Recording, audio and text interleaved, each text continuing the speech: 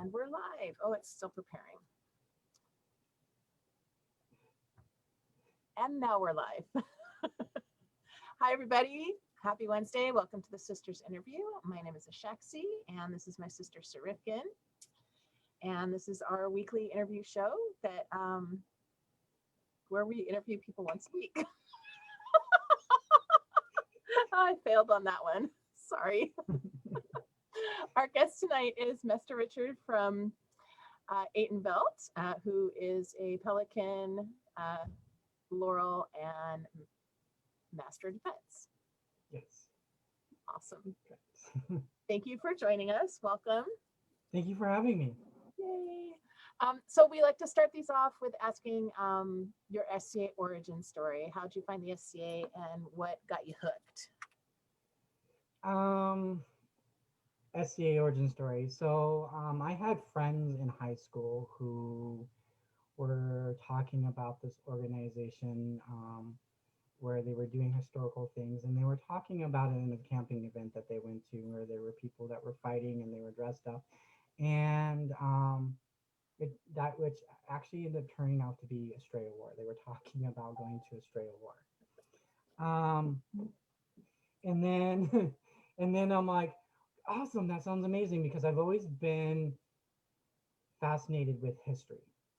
And because what, like in sixth grade or something like that, we had some people come in and they had us build castles and things like that. So I've been hooked.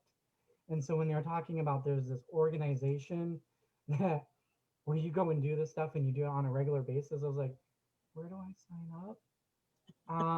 But and that was my junior year, and I wasn't able to actually get to go out and do any of this stuff because I was working on academics and all of that kind of stuff, and I was involved with school things there, geology club, astrology club, very geeky things, and there, and also my transportation and getting there, like my mom wasn't able to take me anywhere, but I got a job, and when I graduated high school in 1998, in May, I went to my first event in May, and I went to the Devonshire Ren Fair, which is a local thing that was a collaboration between the city of Phoenix and the SCA. We would come out and we would do things, participate, and I signed up to do security. So I was able to camp overnight in a city park to do security. So yes, my very kind of like my very first event that I went to and everything like that. Where do I sign up? How do I help? And off I went. And well, 20 some odd years later, I'm still doing things I've done. I've expanded more into that. But yeah, from there, I haven't really stopped. I haven't taken a break. I've occasionally stepped back and done less things than I have before, but I haven't really stopped. I've been continuing doing it. You can say like the first four years or so of my SCA things was pretty much trying to figure out how it all worked, because I was still working full time. I was going to school, putting myself through school and all of that kind of stuff. So didn't always have the money to go to all the things. And working retail, you don't get weekends very often. Oh. So so once I was in the first 2 years, I was just pretty much what we call fringe groups that I was with initially, and then when I kind of figured out what it was, I kind of started drifting more into the mainstream SCA, Mm-hmm.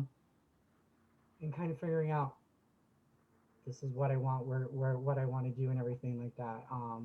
But it was first 4 years was very interesting, and then after that, I managed to quit my retail job and get a job that was Monday through Friday, so I had weekends, so I was much more dependable on my ability to go, yes, I can autocrat that event, and yes, I can be an actual officer, because I can actually do the things that may be required on the weekends. Whereas before, I was like on the guard, which didn't always require me to be weekends because I can do those things like at fighter practice during the week and things like that.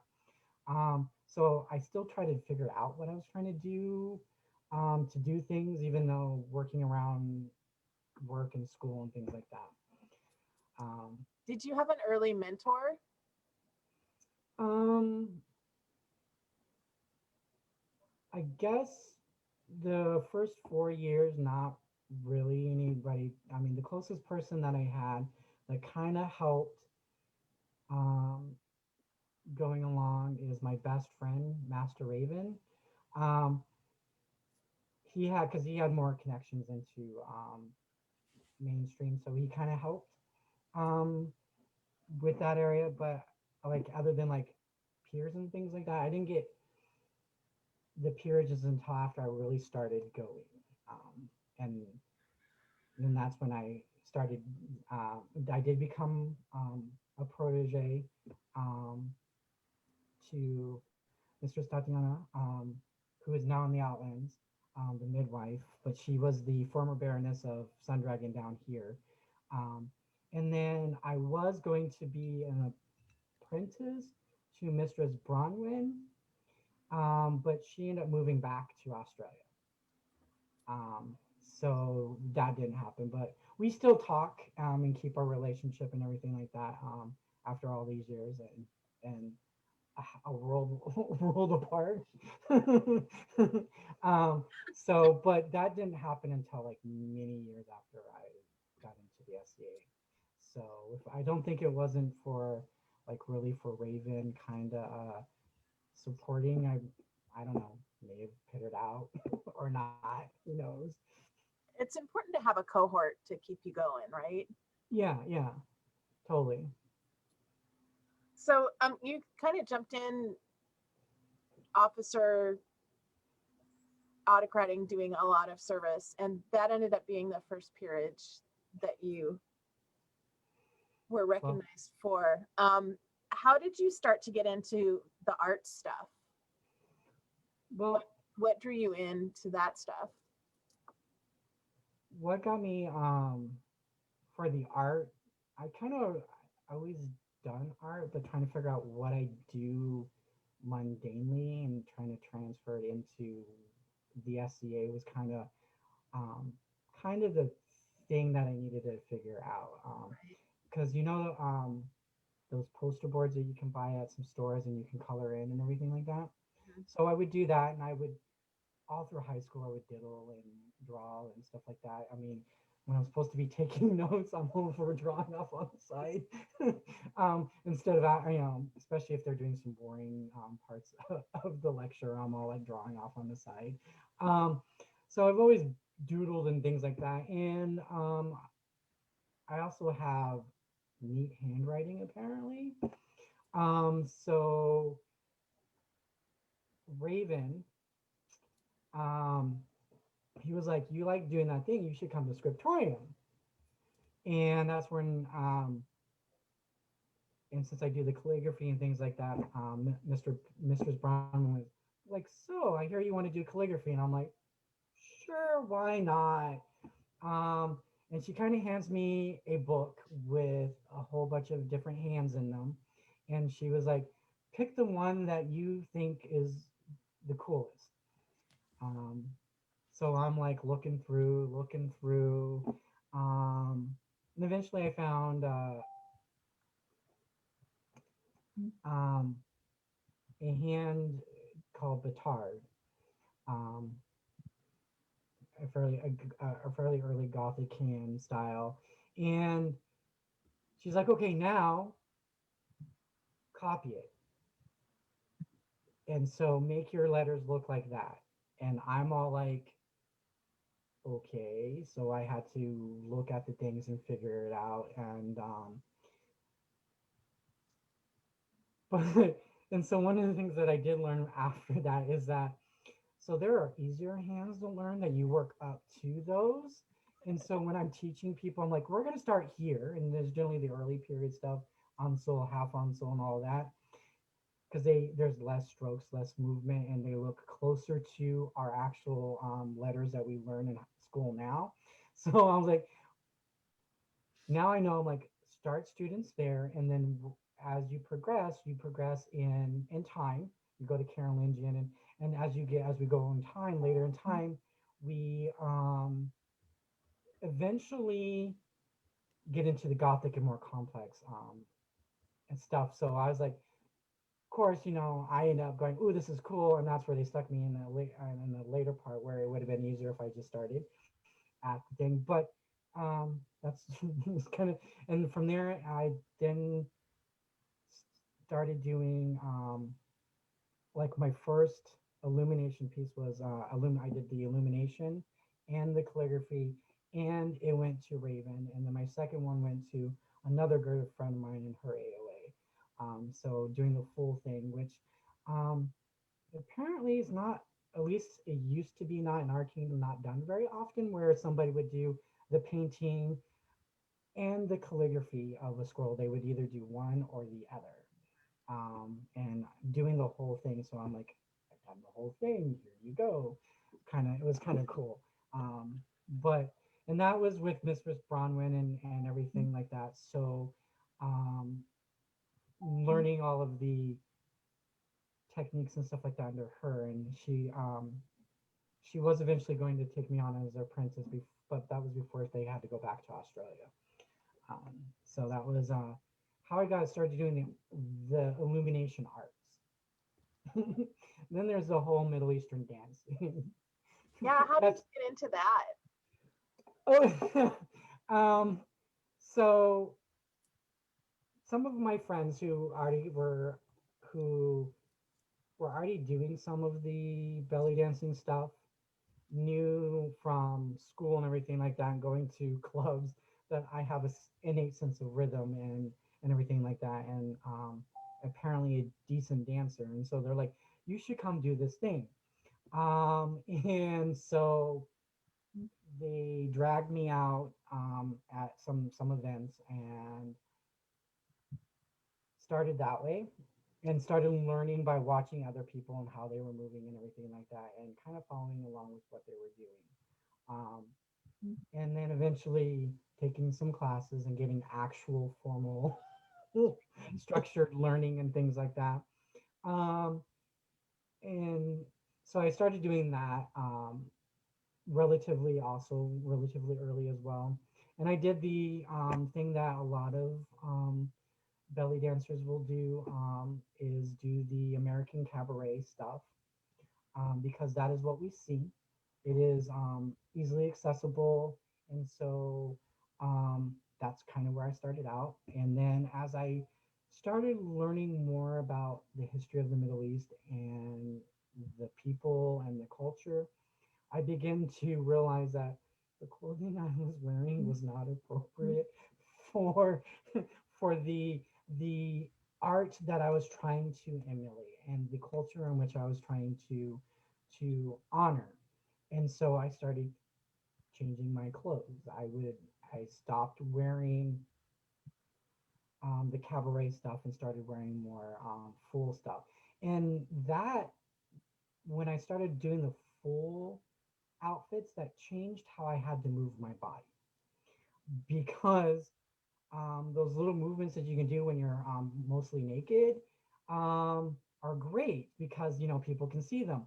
But when you have at least 3 layers on, those little movements, nobody's going to see them. And so you have to learn to move, be bigger. And that also for me um, was a challenge, because I like to not be noticed and everything like that, and taking me out of my comfort zone. So that was the one thing about the SCA I can definitely say has taken me out of a lot of my comfort zones. And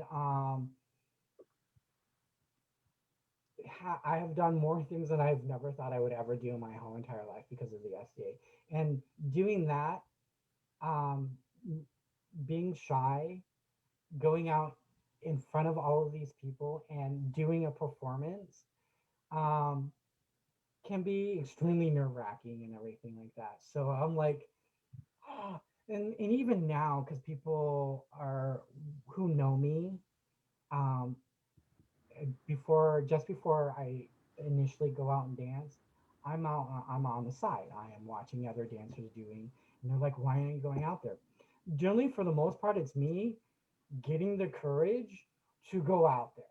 And people, and they're like, "But you're good." I'm like, that doesn't matter. My inner demons are telling me different things. And I'm going to go out there in front of all of these people who may or may not be actually paying attention to me or not, because, they may be off the side having a conversation. But that doesn't matter. They're all there. I have to build up my courage to get out there. And since I don't drink alcohol, I don't have the liquid courage. It's all internal motivation to get my butt out there to do it. Because I know some people, they go, "Oh, I get a couple drinks, I'm relaxed, and then I'm able to do it." And I'm like, I don't drink, so therefore I have to talk myself into going out there. So when you see me out there, that's after convincing myself that I can do this still, even though that's doing the Middle Eastern dance on all that stuff is part of why I got my laurel. I still got to go out there and convince myself that I can do this. I do the same with all of my art. You know, I once when I finish an outfit, I look at it and I'm like, and I have to convince myself that it's good. Because as artisans, we are our worst enemies. For sure, for sure. So, how do you think your dance skills have contributed to your skill on the fighting field? Um, Actually, it go. I would say very well, um, because it has given me flexibility, um, in how I fight. Which so with belly dancing, you learn to isolate your body and move body parts independent of each other. And so when you have that kind of muscle control, when I need to be out of the way of the blade, I can do like a chest drop, and and the sword can go by me, and I have not stepped out of the way, but I have increased distance about that much, which is plenty to go by. But if I didn't do that, I would have probably gotten hit. But by dropping that, I'm out of the way. Um, and so that helps a lot. And it also really confuses my opponent because they didn't see me step or move, but they missed me. And they're like, how, what? And I'm like, well, I moved a part of my body. I don't have to move all of me to be out of the way. I just need to move the part where the blade was coming, and that should be sufficient. Because one of the things I've learned, like a rapier, is that you just need enough so the blade doesn't hit you. You don't have to do these big, wild movements to get the blade away from you. You just need enough so it can go by and you don't die or get hit. So if I can do a little small movement, which gives me more space for the blade to go by, I'm good. The other thing I would always get is getting hit. If you get laid, we would have to go and sit down all the way down on the ground, right? And being able to be in a sitting position and again lean all the way back and then come back, um, was also frustrating to people because I would be upright and then drop and then come back. Because you have mad core strength. Right. And so there's definitely that, and also coordination with footwork and everything like that. Being aware of where my body is and space and time, um, is very crucial in fighting, because you need to be aware where you are, where your blade is, and it also helps, um, if you're aware of that and it's intrinsic to you. You don't have to think about where you're at. You can focus more on your opponent, and because you got muscle memory about movement already ingrained, you can just move without having to think about it and be out of the way. And then your opponent can go by you, or you can go in very, very, very quickly and easily, because the kinetic energy, your kinetic awareness, muscle memory has all been built with dancing and stuff like that, movement. So it very much helps it in the fighting. The other thing that I found interesting during some of my research in this is that um, one of the things, let's see if I can get it right, because I may butcher it, the saying is that never trust a man who with a sword who can't dance. Something along that line. So even in the Middle Eastern culture, if you can't dance or you're not dancing, they really don't trust you with a sword because basically you're not able to move and you can get yourself killed. And if you get yourself killed, that means other people will end up dead on the battlefield, and that's no good. So I may have butchered that a little bit, but something along those lines. And I found that was very interesting when I was studying, learning that. I'm like, oh, we have definitely compared to Eastern and Western cultures have different taken a different perspective on dancing in that part in that perspective. Um, I know that um, doing both of them was always interesting because I would get pushback from some other fighters that not being masculine enough or anything like that, and I'm all like, it's okay. Yeah, I don't need to prove my masculinity to you. I'm comfortable with mine, and I will continue to do my thing. And if this is threatening you, maybe you should check your insecurities.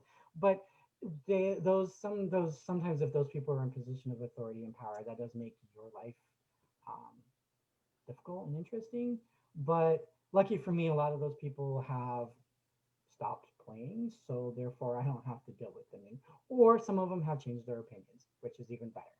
Yeah. But doing those type of things it was very interesting because I know that one of the times in my SCA career doing dancing, I was physically removed from the dance floor and told that guys should not be dancing. So yes, and so that was interesting, and having a lot of the commentary, the negative commentary and everything like that about being a male belly dancer, um, the, the general hostility of that was something that I constantly would hear about. People were talking about, and um, Did you get that from both men and women? I got it mostly the more outright hostility from the men.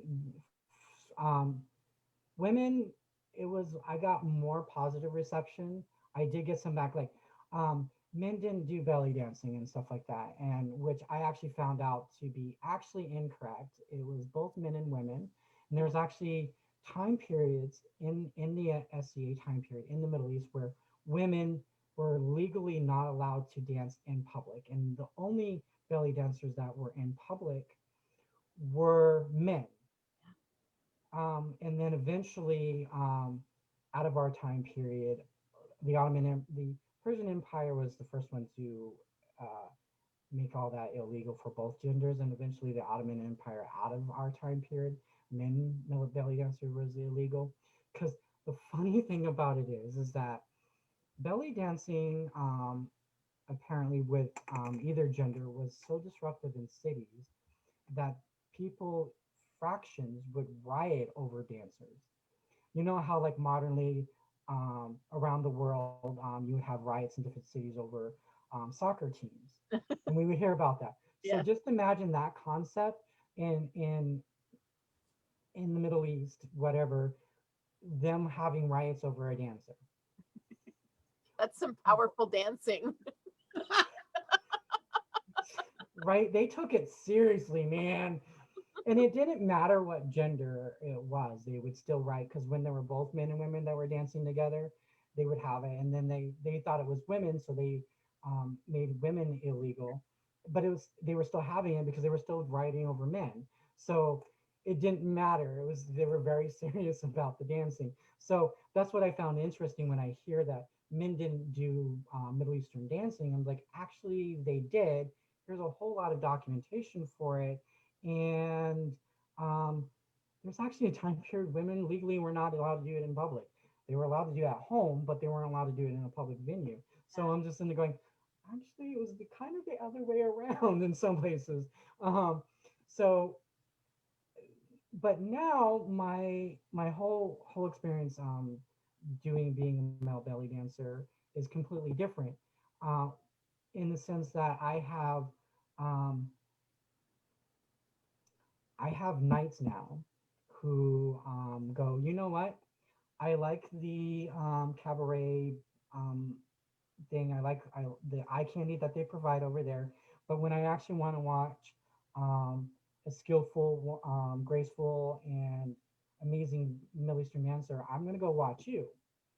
And so the difference from when I started to now is night and day in that sense, because it's like, wow, I didn't hear that when I first started. I heard a lot of negative stuff, and now I hearing a lot of guys going, I would rather watch you dance than the women. Yes, the scantily clad women are beautiful and everything like that, but I'm not looking at them for the skill. I'm looking at them for the flesh and everything like that. But I'm looking at you for the skill and the grace and the beauty that you're providing that. And I'm all like, yes. Do you think that change was due to education or just Well, I would like to think that it was a lot of it with education, because I did do a lot of educating and teaching, and also not giving up. I did not stop dancing. I continued to dance. I took it from not just camping, fireside drumming, stuff like that. I took it and I did arts and sciences competitions and bardic competitions, because for here we expanded the bardic to kinetic arts. So I've expanded the dancing into different venues and made it more of a public thing with education. And I actually have um, educated, and I have several guys who I have taught how to do belly dancing. And one of them is actually a knight, one of our newer knights, Sir Ignacio. Um, if you can get him to dance, he's the one who has to have a couple cups of liquid courage before he goes out there. But he'll go out there and he'll dance, and he does an amazing job at it. And he's one of the people I taught how to do it. So I'm all like, I think being persistent, the quiet, stubborn me, because I'm not loud and like, oh, I'm like persistent, quiet, stubborn. I'm not going away. I'm staying here, and here's the proof that I have. I'm not going away.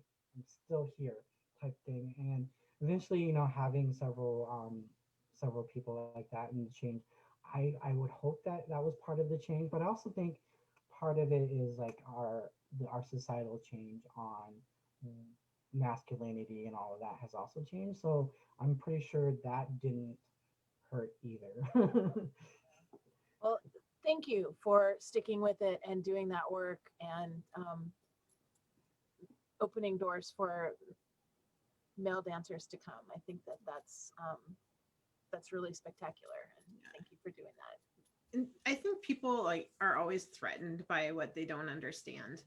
Um, and I just think it's super cool, especially since you're so shy, that you stuck it out. And even after somebody actually physically removed you, I don't know if I could have stuck it out after somebody physically removed me from the dance floor. You are so, you have so much courage and tenacity. And I really appreciate that. That's pretty kick-ass. Yeah. So I don't mean to totally change the subject, but somebody asked before when we were talking about your scribble, how it felt to have, what did they say? A saying in court when your work is given out. I don't know what the saying is. So if you could tell us what the saying is and then how you feel about it, that would be great. So, uh, when at Kingdom Court, or even any court, kind of really in Atenveldt overall, when my name is called out, the saying is they would go hydrate. Um, and so that means it for people to drink water or and everything like that. Because before that, my good friend Dame Jennifer Tuthui, who was very prolific with her calligraphy, um, her name was read out on a regular basis and a lot. And so several people decided to turn that into a drinking game. And so they would say drink for her, um, which was kind of interesting. And depending on how you take it, could be insulting in a sense because she doesn't drink and everything like that. But it became a drinking game. And so for me, I don't drink. And people were asking when they were trying to we should have a thing for you too. And I was like, well, to counter everybody drinking alcohol, maybe we should probably get them to drink some water. Um, and I've also done water bearing and everything like that. So hydrating is very important. And we live in a desert. Come on, water is a good thing. But like, so hydrate is one of the things when you hear my name call out in the court, you call hydrate. And how do I feel about it? Um, well, sometimes I guess the quiet, shy part of me kind of goes, um, but then the other part of me is like, well, yeah, I did a lot of work to get those mini scrolls out there to get that to be a thing, and so I'm kind of proud of it at the same time. So that kind of duality type thing of, yeah, part of me goes, but at the same time, like I worked my butt off.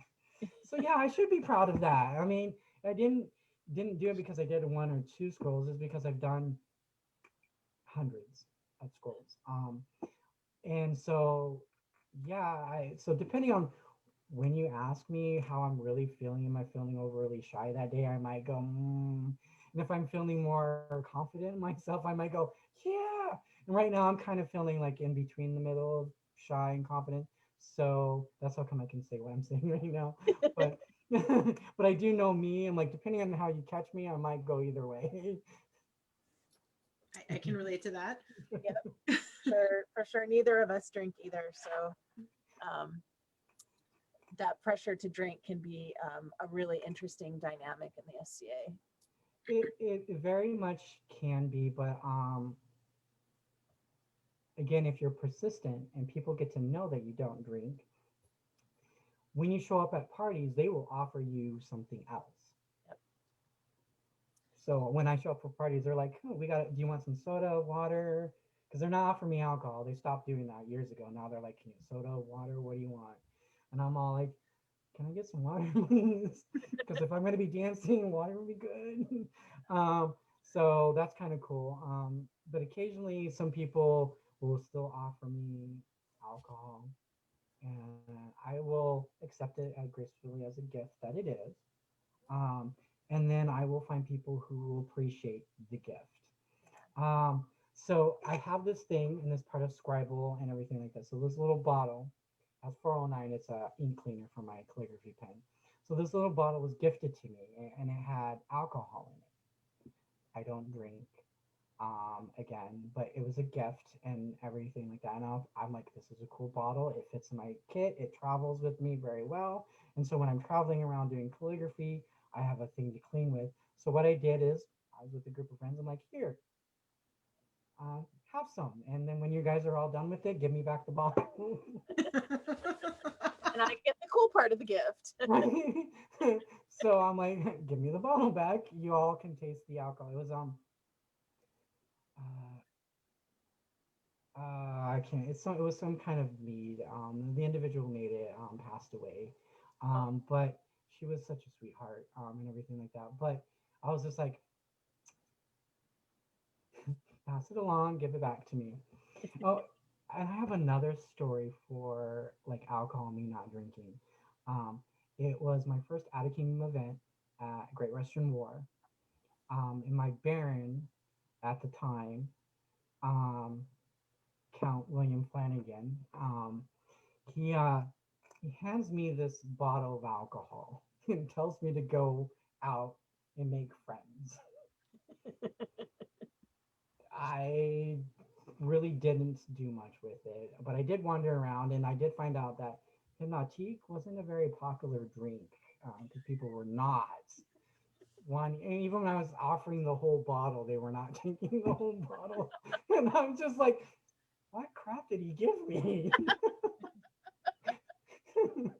But I did wander around the site. It was at the site in near Glendale before the current site was. So it was a different site at the time. But I'm all like, what did he give me? So on my first Out of Kingdom event, he was like, go wander, make some friends, everything like that. And I'm all like, what am I gonna Okay. do with this? Okay. Go. Wandering around. Yeah, with apparently alcohol that nobody really wanted. I did find somebody who wanted it That's towards kind of the a end. dirty trick. Oh, Valora would like to know, given that you are both a Laurel and a Pelican, what are your views on the debate of is art service or can art be service? yes. Um, and for like the fact that like doing the scrolls, and actually, Morgan and Livia, um, when they were down here, they created an award called the Golden. Well, it actually created several of them. Um, the Golden Quill, the Golden Trumpet, and I forgot the third one. The Golden Needle. Um, the Golden Trumpet is for the heraldic arts and the service that you do in heraldry and the arts in that area. The Golden Needle is for doing costuming, like embroidery, weaving, and things that you make clothes with. And then the Golden Quill is for the scribal arts. Um, so they created a, and because they recognize that doing those arts is also a service and it sits in that place where they overlap, Yeah. and they wanted to recognize those people who do a lot of it, um, do a lot of the art for the service or vice versa, however you want to look at it. And they wanted to recognize those individuals, and those awards are grant level awards. So Morgan and Olivia, they gave me my naked grant the first time they were in here. And then the second time they were in here, they gave me the Golden Needle, and I was the third recipient of the Golden Needle here when they created it. And they're the ones that gave me. So two of my grant level awards I got from them. Um, but so to answer Valora is like yes, because it is. Um, I do embroidery, and I do embroidery and I hand it off. There is only like I have a coat that actually has my embroidery on it. It's the only outfit that I have that I actually have my own embroidery on. Other than that, I hand it off and it goes on other people's clothes. And I never, I only see it when they wear it. So there's like I said, there's only one outfit, and it's a heavy thick jacket, so I only see it during the winter for like the 2 days that we have it in Arizona. But um, and so that's the only time I really ever see my own stuff, other than I do it and I pass it away. And but it's art. I give it away. Um, I think it's a huge service. There are incredible costumers out there who only make clothing for themselves. And they're Laurels, and that's totally valid. But there are other costumers who rarely make clothes for themselves and make a ton of clothing for other people. And that's a huge service because not everybody can costume. right. You know, Uh, not I'm everybody not even wants sure to. why it's a debate, like especially with making clothing and regalia and largesse and scribal. Like that's hundreds and hundreds of hours, not at events, that you're dedicating to serve someone by giving them something. So I don't even understand the debate, honestly. Well, and then like Server Laura in her sense that she does banners, silk banners, beautiful, amazing stuff. Um, that's an art and a service. Um, I do banner makings myself, but at the same time, I'm all I we me and her have talked about different techniques and things like that. So we've shared some ideas about that. So but yeah, in the sense she does like the banner making is an art and it's a service. So she gives her banners and it beautifies the kingdom. So Well, and she's been doing a ton of costuming for their highnesses as well. yes. And her block printing, she has such an eye for the period scale of patterns and for getting it just spot on for the early period stuff that I do. It's just like I look at it and I'm like, that's perfect. That's amazing. So I really appreciate her work. So Sorry, Valora. yeah, You're awesome. You do amazing stuff. we're gonna make it all about you. This is incredible. So if you want to really embarrass Valora, and she might hit me later for this, but ask her to sing Oh, if you ever get an opportunity to. She has a beautiful and amazing voice. And again, she's also like me that I have to build courage to go out and perform.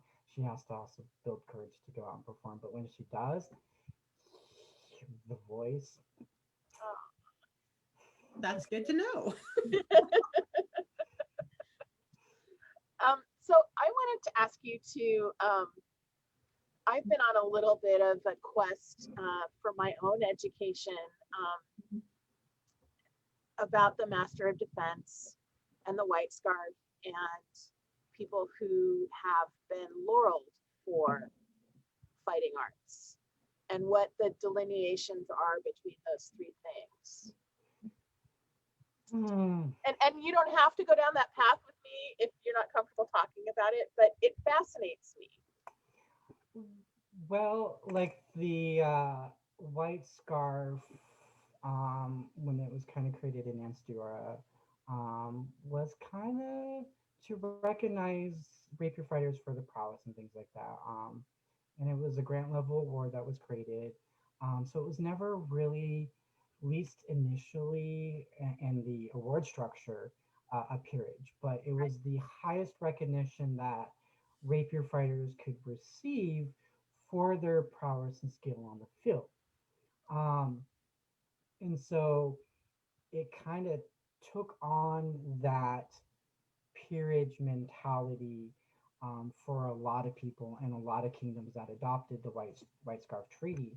So for a lot of rapier fighters, um, it was the thing to go for. Like so people who want to armor combat, a lot of them want to become a knight or a master of arms because that was the top tier of what you could do in that fighting art. But for rapier, we didn't have a peerage like that, but we had the white scarf for those kingdoms that had it.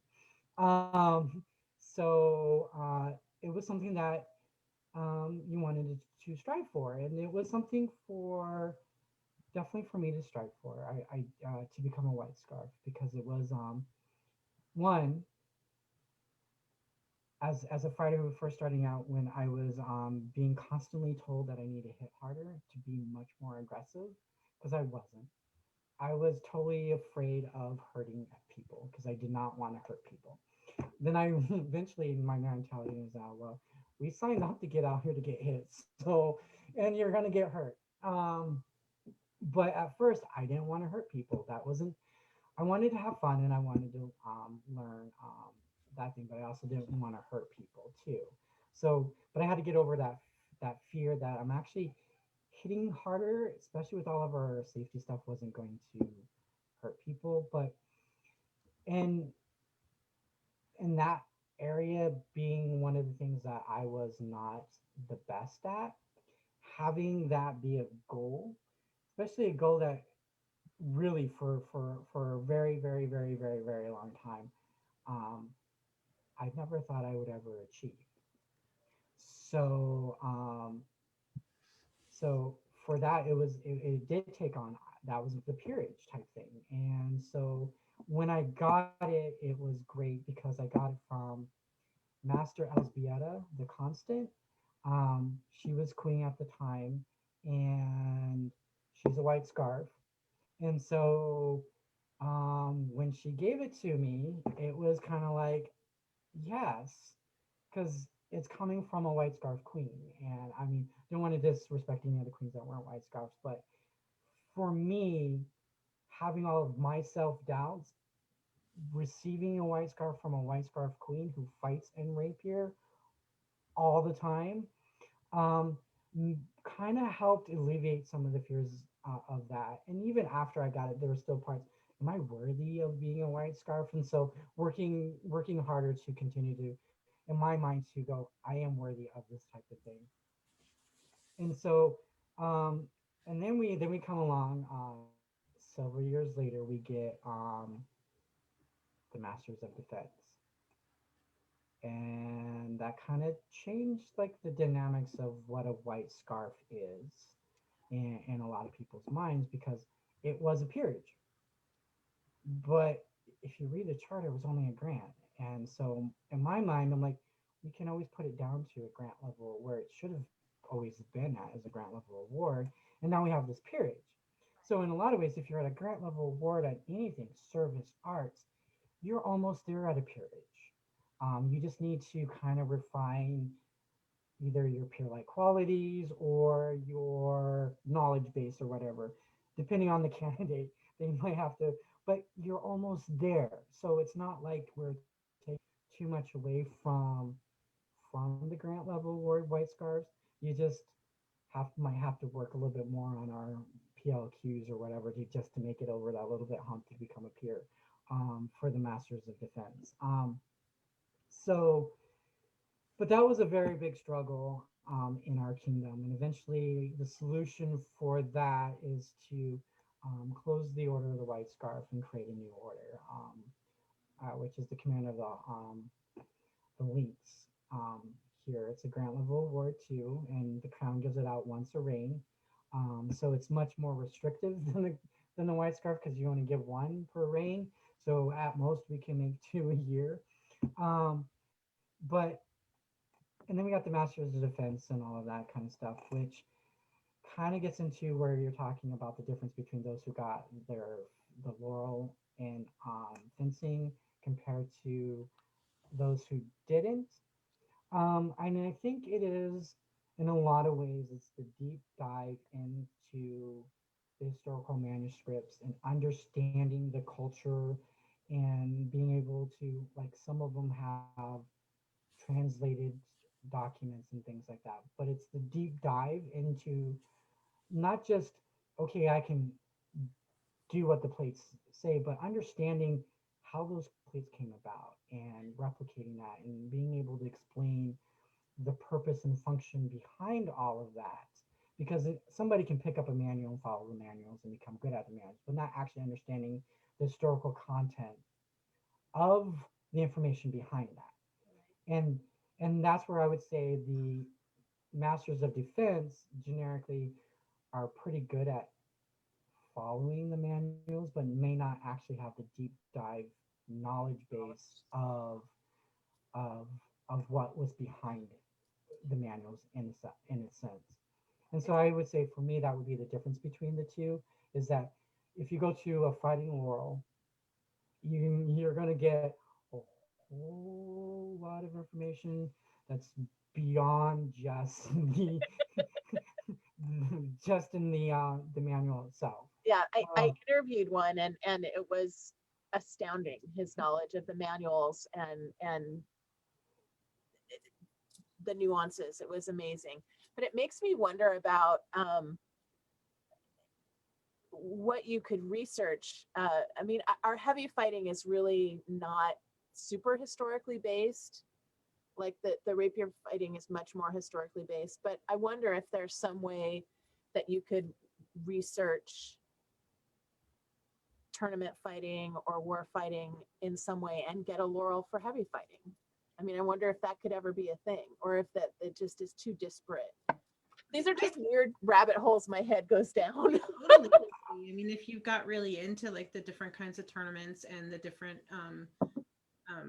knights who wrote about, you know, tournaments and the chivalric virtues and stuff, and that was your thing, why not? Yeah. because I was gonna say the same thing because I actually and it's I'm packing up and getting ready to move, but I actually do have a book on tournaments in the Middle Ages and stuff like that. for that kind of stuff. I'm like, so actually there's resources where you can learn about the tournaments and how they did them and set them up. And if you're wanting to be a Lord on Armor Combat type, that would be one way of recreating the historical stuff, because they had rules and regulations and everything like that. And some of the stuff we might not get to apply because of safety rules and regulations. Because I can tell you, reading the historical manuals for rapier, I'm all like, oh great, now I know how to like disarm you, break your arm in multiple different places, um, take your sword away and kill you with it. But I can't apply that on the field because we kind of have these safety rules. And well, you're my friend, and I really don't really want to hurt you that way. But it's there; it's in the manual. So there's a lot of things that when you're reading the historical stuff, you're going, this content can't use. It goes over here. This content I can use. But there's some. I got a couple books on that, and I'm like, and armor combat. I mean, I do spear fighting when I do armor combat, but it wasn't a big thing for me initially, because I tried when I first started. I tried to do sword and board, and that wasn't a thing for me at all. I did not enjoy it any sense of the word. Um, but then eventually, I was on this quest of Rainbow's Gold, to try to become a member of the Rainbow's Gold, because you have to do a checklist and you have to do certain things that you have to complete. And one of the things was you have to enter an armor combat tournament. And well, there was an armor combat tournament. It was a spear tournament. And I was like, okay, haven't done this before. Borrowed some armor, got a spear, went out there, and I didn't die right away. And we only did 2 rounds. The first round, I didn't die right away, and we were fighting the second round. I almost got the person, but it was windy. Somebody's pavilion thing went up and over a fake wall that we had, and crash landed in somebody's windshield. So that kind of Oh stopped. no. That only killed and stopped the fighting and everything like that. But I was like, this fighting right here, this armor combat fighting, this right here. And so I end up getting my own kit. I have my own spear, and I've got authorized and on my. And so when I go out and do armor combat, I'm totally doing the spear. Um, the interesting thing though is I still get some people that tell me I may hit too light. So I'm like, okay, fine. So I'll go for the face, or I'll do cup shots. 2 places that cup shots, most guys will go good because they don't want me to try to hit harder in that area. In the face, well, technically by our rule set, we don't have the grill there. So if I get there, you should be taking it, because in theory, you would have that much of the spear in your face, and you may live, maybe, you're probably dead. So if they're not going to take any other shots anywhere else, I'm going to go for the places that they're going to acknowledge it, because it's right in their face or in their cup, and they're going to feel that movement there. And most guys go, good. So those are the shots I kind of take. But yeah, armor combat. You could get a laurel if they really want to go in that aspect of the whole thing, but most of them are. I took us on a tangent. I just Well, and I could go down the tangents. I like going down. I go down lots of tangents. yeah. So so I pulled a bunch of pictures. Uh-oh, here goes the pictures. Shall we look at some? Yeah. Okay.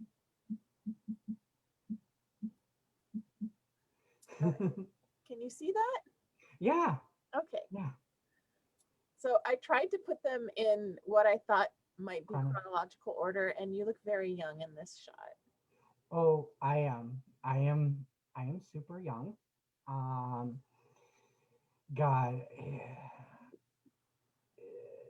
2021. Yeah, 2021, around that time, is how old I am. This is where I'm no longer wearing I'm wearing the generic T tunic that a lot of new people would wear.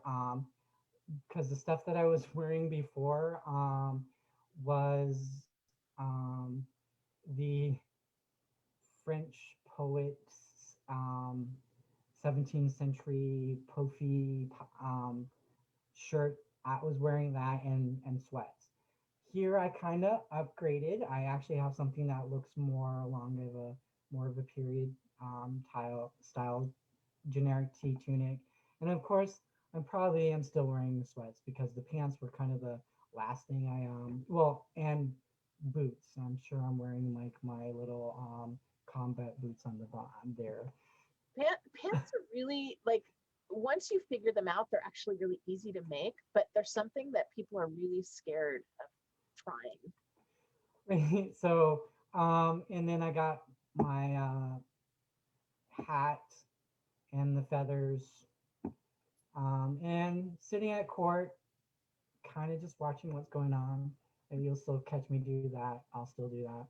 Watching what's going on in court. I don't really remember um, exactly what we were doing, but it was definitely in court. I do remember sitting in court and that, watching what was going on, trying to get to know what's more going on.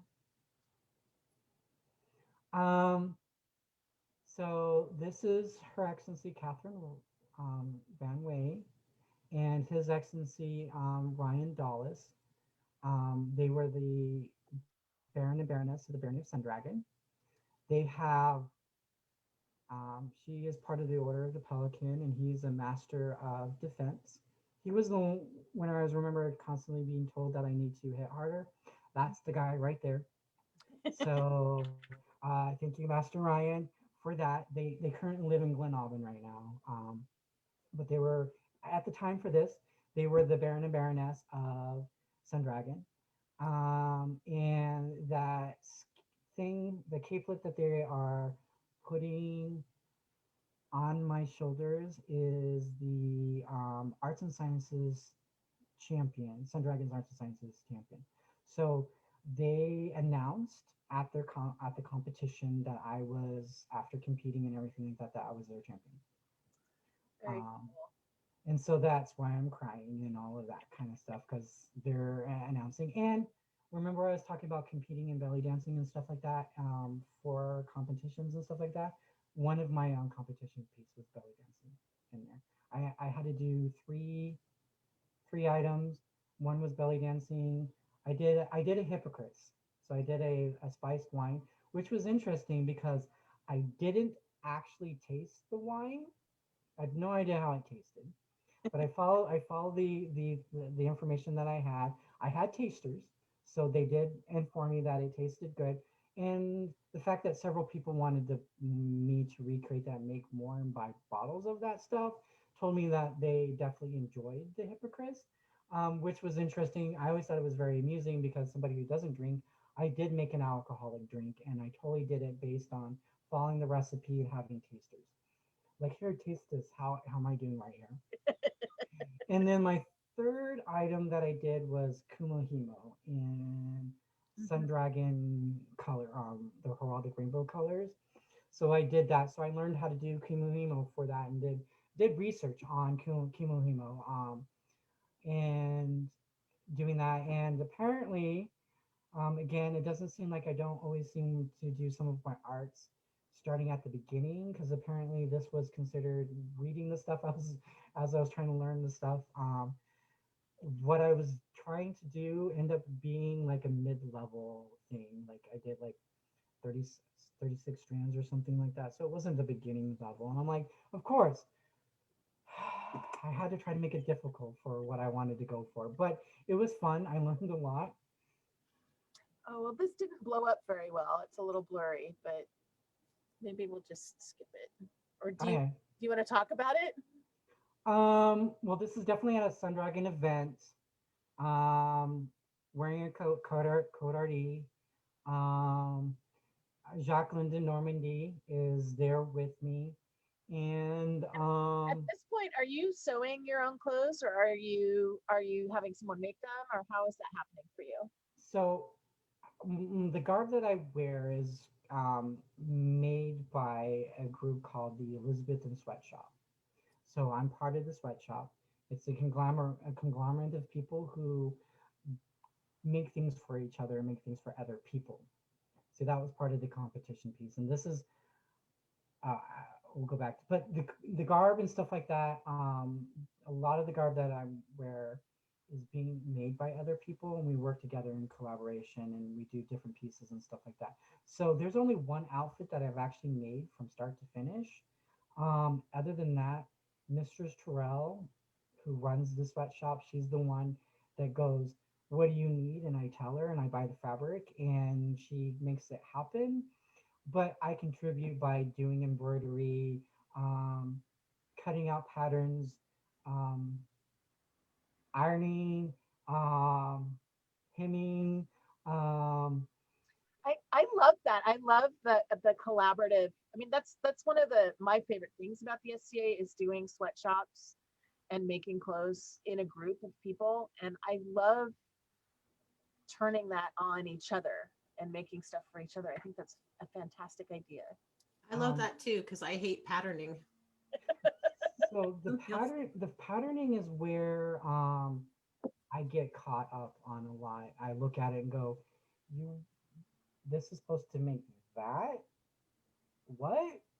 Um, but the ironic thing now, like recently during like my roommate, Lady Anea was making some code for a friend of ours, some friends of ours, and she was having a hard time doing the arms and putting the arms into the body of the outfit. And she was asking me how to do that, and I went trying to explain to her, and she's looking at me. I'm like I was speaking another language, and um, then I was like, here, let me take it, and I took it from her. I turned it inside out and pinned it in and everything like that, and flipped it out. And I went, this is how you. And I went, oh dear God, I've learned some stuff. Maybe I can start doing costuming now because. And I told Terrell that I'm like, look, I've learned by osmosis, and she's like, yay, congratulations. um, but we can get back to like this outfit, talking about making stuff and getting away from doing the more cabaret stuff. This is the more like things that you'll see in male cabaret stuff and the tassels and things like that. I actually made the tassel belt and the tassels and the little vest was made by somebody else, but I attached the tassels onto the little vest. But I was still trying to do some culturally appropriate things with the crescent moon and the three spots type thing for it. The actual name for it totally escapes me. Um, but here I am doing the performance for the Sun Dragons Arts and Sciences competition and stuff like that. So doing performance, doing dancing, and I look at that and go, that's not that's not the outfit's not. But we all start somewhere, and I've And learned, and I've how learned many years ago is this? This is 20 years ago. something like that, yeah. Yeah. So everybody grows. And change. Okay, so looking at this, um, 2000, like 2008 or so is kind of when that was taking place. The gentleman next to me, that is Master Raven. That's we were always for many years basically there's for many years it was kind of like the three R's that were always together: Ritchyrd, Raven, and then there was Rowan, Mistress Rowan, who's our current seneschal. Like the three of us were always together, but then there's like me and Raven too were together because when Rowan went off to nursing school, that consumed her, and so she wasn't around. So me and Raven, um, I say about 2008 or so because I remember wearing that outfit to for Australia War, and it was during that time. It was a time where me and Raven were working on becoming emergency deputy names for Australia War. And so that's why I'm like, I remember that, and I have an actual date because that was kind of before it became a name for Australia War. So um, we were probably in court, being called up for something. There's a Um, really cute puppy behind you. so that is Pavel. And yeah, he was still a puppy then. He's not a puppy too much now anymore. But yeah, that's Pavel. If you Aw. wanna- he would, so if Mr. Stasha wasn't within eyesight of him, he would bark his head off. Oh. Yeah.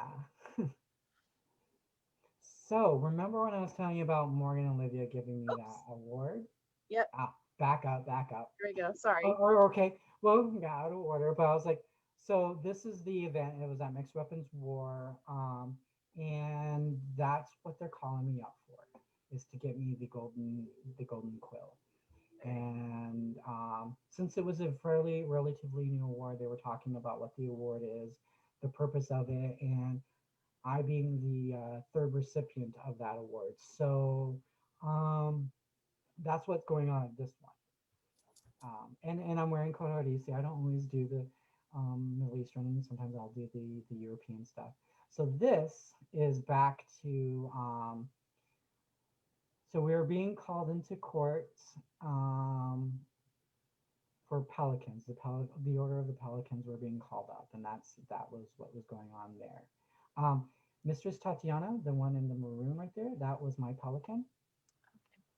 And that's what we're um, holding arms like that. So she was my pelican. Um, that's me in one of my uh, attempts at going more of a historical Middle Eastern outfits. The more expensive side because that is white and red silk um, right there. And let's see, Phelan and Amira. Uh, So is this getting your pelican? No, I did not get my Pelican until 2009. So this is still before that. Okay. Um, I thought I was pulling pelican pictures. not yet. Okay. Um, I'm like, let's see, I have received from them my Golden Blade, which is their first level rapier fighting award. So that very well could have been that. Um, So I do know that they give me that one, so it could very well be that. And I'm all trying to look. Oh wait, I don't have my scrolls up on the wall, so I can't. I can't. um, so I don't know if there's going to be a whole lot of pictures for my pelican and the offering and stuff like that. Yeah, I don't think I got any. Because to be honest, there wasn't a whole lot of people taking pictures at that time. Right. Um, And I was kind of doing that a lot for our kingdom in the early part is going around taking pictures and things like that. So if it was me, there wasn't going to be pictures for that event because I was the one in court. So it would be kind of hard if they were offering to me. Um, but like, so if we want to talk like the Pelican, I was autocrating crown tournament at the beginning of March. I'm gonna stop sharing and then we'll talk about the pelican. Okay. Okay. Well, because I'm just going to assume that you probably didn't get any because there's probably isn't any. I don't think I did. So it was autocrating crown tournament for in March at the beginning of March, and then they offered Warwick and Cecilia. Again, they're in the Outlands. They moved to the Outlands, but when they were here, they offered the Pelican um, at crown tournament, and then they told me that I had to answer the question at Mixed Weapons War, which is at the end of March. So I had like 3 weeks to throw it all together. And I, yeah, it was very interesting to throw that together because I was all like, I don't know what to do. uh, wasn't expecting this. And but Terrell kind of went, okay, we got your garb. This is what we're gonna do. And Terrell kind of took over and did a lot of the planning and stuff like that. That was great. She asked me what I envisioned, and so I did get drummers and dancers to do a processional and things like that for the Pelican, which was great. So do you remember that? And then, so one of the things, and there's no picture, and I really wish there was a picture for it. Master Yehuda, for those in Atenveldt who've been around, he's no longer with us, but he was this big guy, big tall guy, and I don't like being picked up, right? I don't like people picking me up and anything like that. So, but when they offered me, and then when they told the Pelicans to go take me away, he literally, when started walking that way, he literally picks me up, throws me over his shoulder, and walks out with me out of court. So that was my exit from when I was getting offered, when they offered to me, is Yehuda throwing me over his shoulder and carrying me out. So, Very and that's how come. dignified. But he was super excited for me and all that kind of stuff.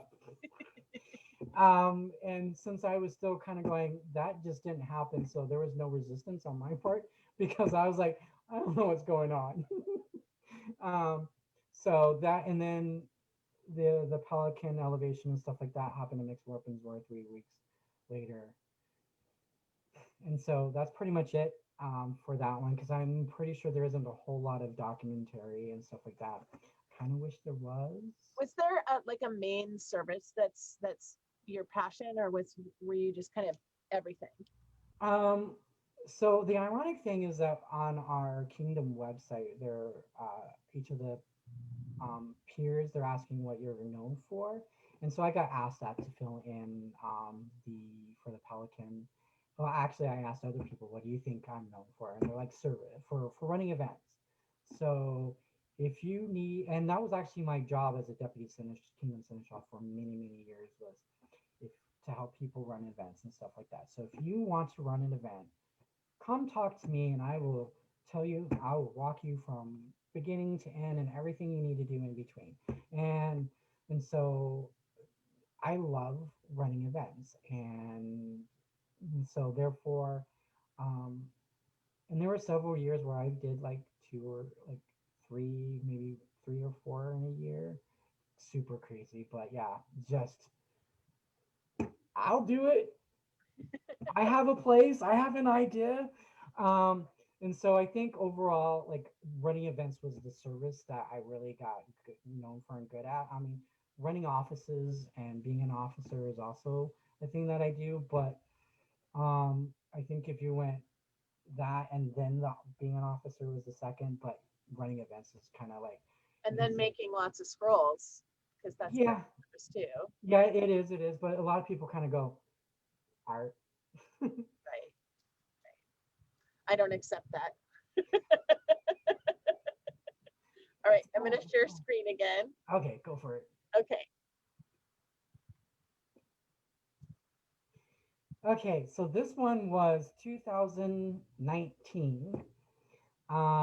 So this is when I was being offered my mod, and um,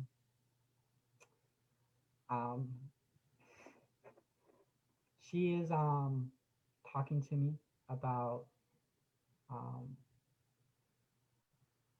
the inspiration of why they think that I had it, and kind of just like, and I was also like, I'm not crying, you're crying type of thing, because we're both crying and stuff like that.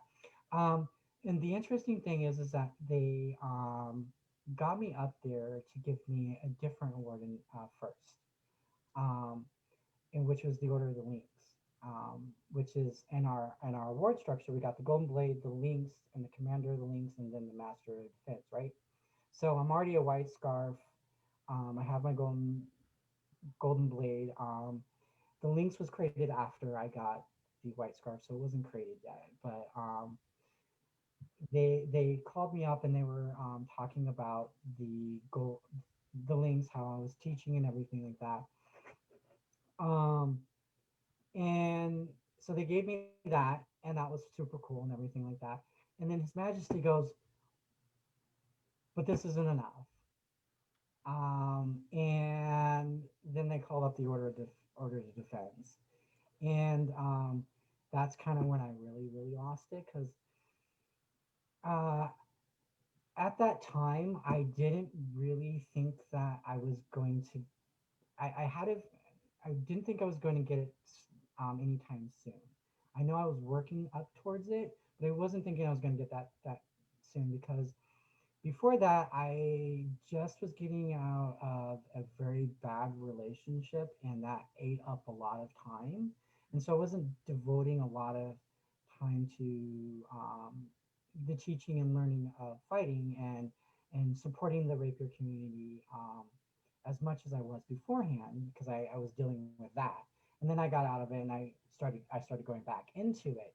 And so this was not on my radar at all. I figured I got set back a good 10 years or something like that, and I had to like restart everything. So all of this was definitely not on my radar. And so it was a huge shock and surprise, and definitely, definitely lots of crying that was going on, and super excited. Um, like, and then this is um, the elevation for that. So the um,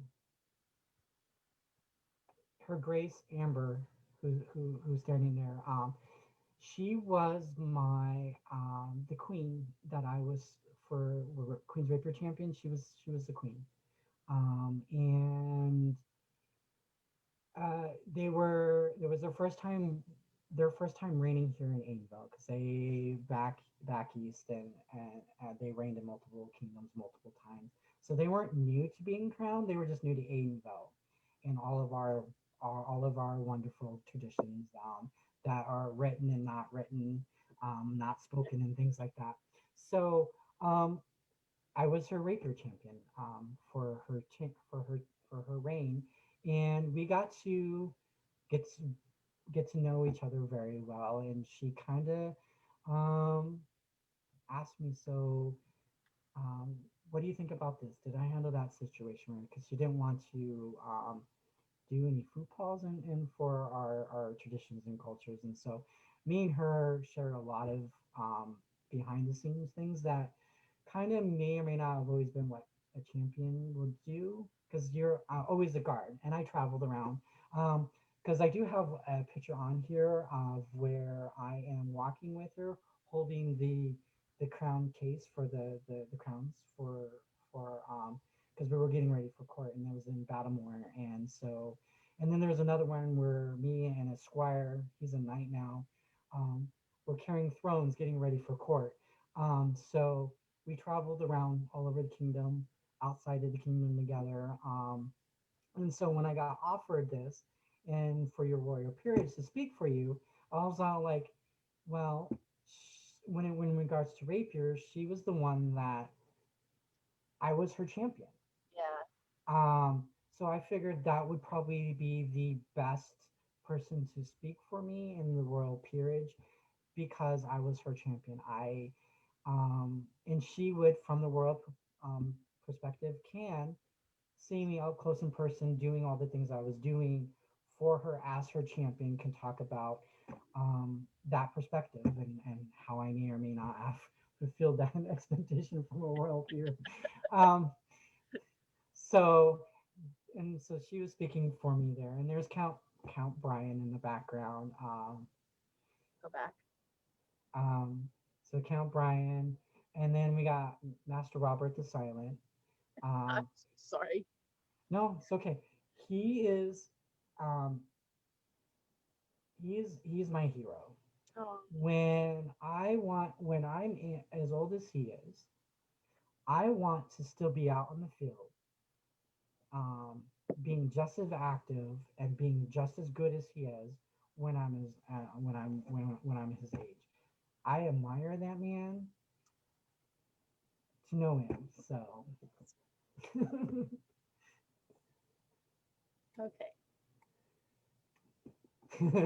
Master Simon, former Baron of Sundragon, good friend of mine. We we travel a lot together. We shenanigans um, together, and this one is at probably Heroes of the Silent Angels event that the Barony supports. It's a collaboration between the Rett Syndrome Foundation and the SCA. So we have this fundraising event where we raise money, and all the money that we raise goes to the Rett Syndrome Foundation to find a cure for. And so we put on this event, we have tournaments and everything like that. And so this is kind of where we're both at. And we're posing together. But yeah, shenanigans right there. And then his sometimes me and his wife will get into shenanigans too. But so this is Chance, now Master Chance. He is being elevated to, and this is how his elevation ceremony to the Master of Defense, because they offered that to him at Pinzik that year. So they offered it mine, and then that was in July, and then they offered him at Pinzik in August, and then his elevation was like in October, and so um, I am one of the things that we get as part of our regalia as Master of Defense is garters, and you have an option of either putting them on your arms or putting them on your legs, depending on the individual preference. You can see mine with the crescent moons because I was trying to do this European centric award heraldic symbolism and combine it with the Middle Eastern stuff. So I'm very creative in combining because the SCA word structure is very European centric. Um, and doing the Middle Eastern stuff, I kind of go, how do I combine them together? So the garters, cause I wear them on my arms and I have crescent moons in them because they're supposed to be white. I'm helping Her Majesty put garters on Master Chance during his elevation ceremony. I I do the guess same. I do the same thing with my Scythian stuff. I incorporate a lot of our SCA heraldry and Western stuff into my costuming. I think it's kind of a fun, creative thing to do. so. If you look at like the outfit that I'm wearing, the crescents inside the crescents, there are the heraldry for the Masters of Vince three swords. So Mm-hmm. what I did with that is I took um, I asked a friend, Lady Oldrin, because she wanted to do embroidery for me, and so I was like, can you do this? And so she created an image um, for me, and it's taking a shamshir, which is a curved Persian blade, and put them in three. So I have that as part of my thing to taking that heraldry of the Master's Defense and putting it and fitting it in with my persona, being from the Middle East and having the curved blade. And so I do thank Lady Aldrin for creating that image because now I can utilize that. But she's the one that created that image for me, and it has been utilized in multiple things now.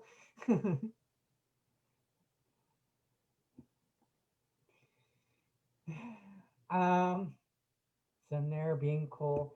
Um, Generally, just me hanging out in the shade, probably talking to some friends. And this one, and so this one is at Phoenix Comic Con. They actually had a runway through history. A good friend of mine, Her Ladyship Jerusha, was running that thing at Phoenix Comic Con and runway through history. Um, and she asked us to do that, and so there, um, me and her were the two Middle Eastern, and her name totally escaped me, and that's feels so bad. That Um, that Facebook pandemic Well, break. and Facebook, because I see the Facebook name and not her SCA name. Yep, So it's horrible. um and this one is at Crown Tournament. I'm sure our patent pending Sigrid, she um took the picture for takes this picture because she told me one time I'm one of her favorite humans that she likes taking pictures of. So she probably had me stop probably mid stride or something like that because at Crown Tournament I'm generally working. So yeah, I'm looking good and all that kind of stuff, but I'm working. Because one of the things that we try to do for White Scars is we are runners for our heralds for the cards between the list table and our heralds. So the heralds don't have to run; they can stay there and continue to the tournament keeps running as we run it back and forth. And then I'm also taking pictures of the herald board because we have boards of each of the fires heraldry. And at the end of a tournament and in the beginning of each round, I take pictures of them so that and post them up so that people who can't make it to Crown Tournament can know who was fighting that round and who lost, and then who's paired up for the next round. So that was probably me being this one is my laurel ceremony. So I am being carried on a litter into court.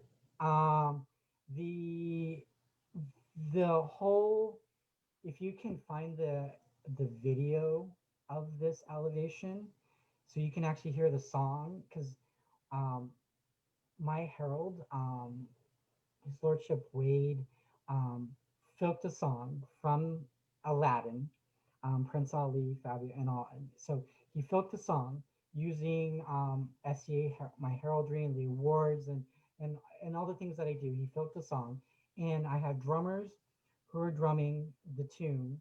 He's singing it. I have dancers. I had um, the feathers. I had swords. I had cooks, all in parading and stuff like that. And then Wade, he was my genie. He actually had a little lamp on his belt. I even had a monkey. I had a guy in a costume for a monkey. Um, this was the closest thing I had to a flying carpet. I wasn't going to stand because I would probably fall. So I'm sitting in and I'm being carried um, into court for Super fun. yes, and I got told like later afterwards there was a lady in Trimaris who was asking on one of the Middle Eastern things about inspiration for elevation for Middle Eastern stuff, and somebody sent the video, and she goes, "I didn't want something that over the top." And I was like, yes, over the top. Uh, from somebody I don't even know on the other side of the country. Yes, I think I did a good job. Because part of the whole thing I was hoping for is not only was the ceremony for me, but I wanted to entertain the populace. I wanted them to be entertained. And so I was trying to have as much entertainment for them as well. So that way during the ceremony, they're not bored going, oh, are we done yet? It's another Laureling. Yeah, here we go. And I'm all like, yay. So that was me being into the um, thing. So Count Brian is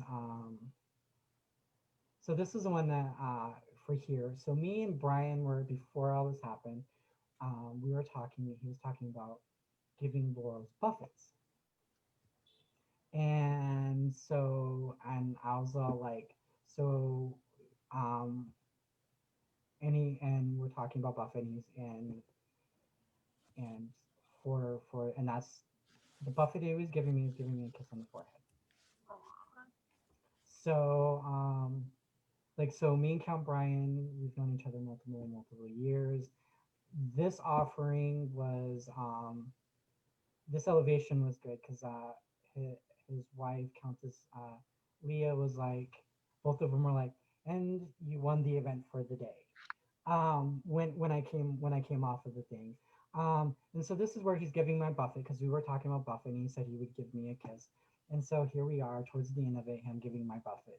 So I got that, but I actually did get a buffet for my Masters of Defense. So Her Majesty did give me a buffet when I got that one. But this is my buffet as a laurel.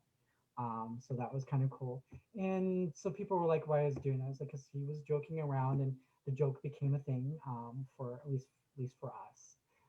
So that was kind of cool, and that was a very big moment because one of the things because Count Brian has a big space in my heart because he has on a couple occasions have actually asked to fight in Crown for me. Oh, So um and yes, Leah was good with that. I've actually known Leah longer than I've known Brian. So um but yeah, so he has a place in my heart because he's actually asked to fight for me in Crown a couple times. So and that can be a thing now.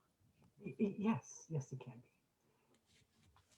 I was going to ask when you were talking about working crowns if you had ever had the opportunity to be a consort.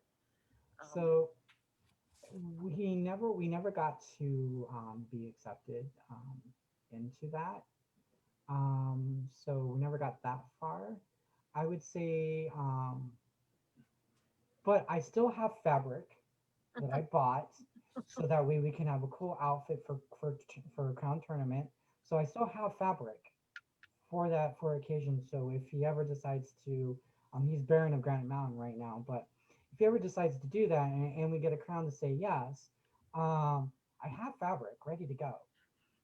So, but never the closest thing that I ever gotten to have that kind of experience was at Battlemore because they do the Heartsuit tournament.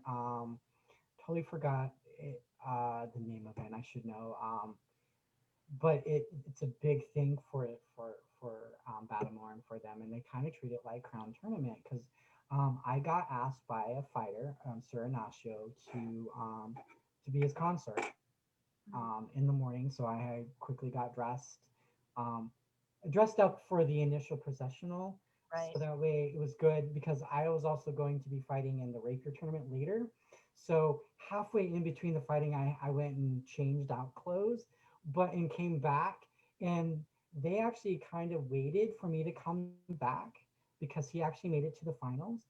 Oh, And they were waiting for me because what they had to do, they had the whole thing where the the fighters and the consorts come up to the crowns and they do the introductions and they stand next to the queen. So I was standing next to the queen, so watching the fighting and everything like that. And I was like, wow, this kind of feels kind of like the closest to crown tournament.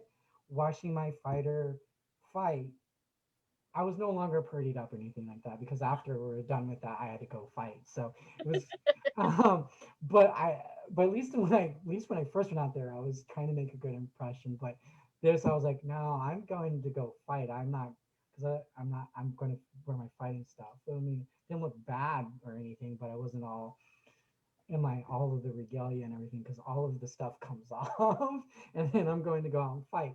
But I was just standing there going, this reminds me of Crown Tournament. They're taking this as seriously, almost as seriously as Crown Tournament. so With the, can I ask you, has the same gender couple been allowed to fight in Crown Tournament in Atenveldt? yes, yes, we've actually had uh, one couple from down in Trisket there. They've gotten to fight for each other. Well, one has fought for the other because I don't think the other one's an armored combatant, but they both she has fought for her significant other in Crown Awesome. Tournament. So that has happened in our kingdom. Um, so that's kind of cool. That is good. That's very important. I think that should be normal, but that's just my opinion. So we have some more recent kind of dance. That's not really a dance photo, but you're kind of dancing. I am kind of dancing, but not. So this is at Mixed Weapons War. I am going to be marshaling the fighting that is going to be going on that day, and as I'm waiting for my fighters because SCA time, I am killing time. with the staff, um, floating around and everything like that. And somebody was watching me do the performance because it was kind of like dancing. And so, like I said, fighting and dancing, because if I use some of those moves while I was dancing and I hit you with it, You're gonna feel it. it's gonna hurt. So I was teaching her how to dance. And this one, we were at Mideast Feast in the Barony of Twin Moons. They have a yearly event, Middle Eastern themed event. Um, and I was showing her how to dance, and so that's what we were kind of doing in that one. We were dancing. Um, so Whoops. no, it's okay. So that's what we were doing, just dancing, and so they wanted to take a picture. Um, so me being a guard, Okay. Her Majesty Elizabeth is sitting right there. She's eating. We are talking. Um, uh, Lady Matea here is her lady in waiting. That is my um, grand apprentice. So one of my students got elevated and took on another student, and there she is.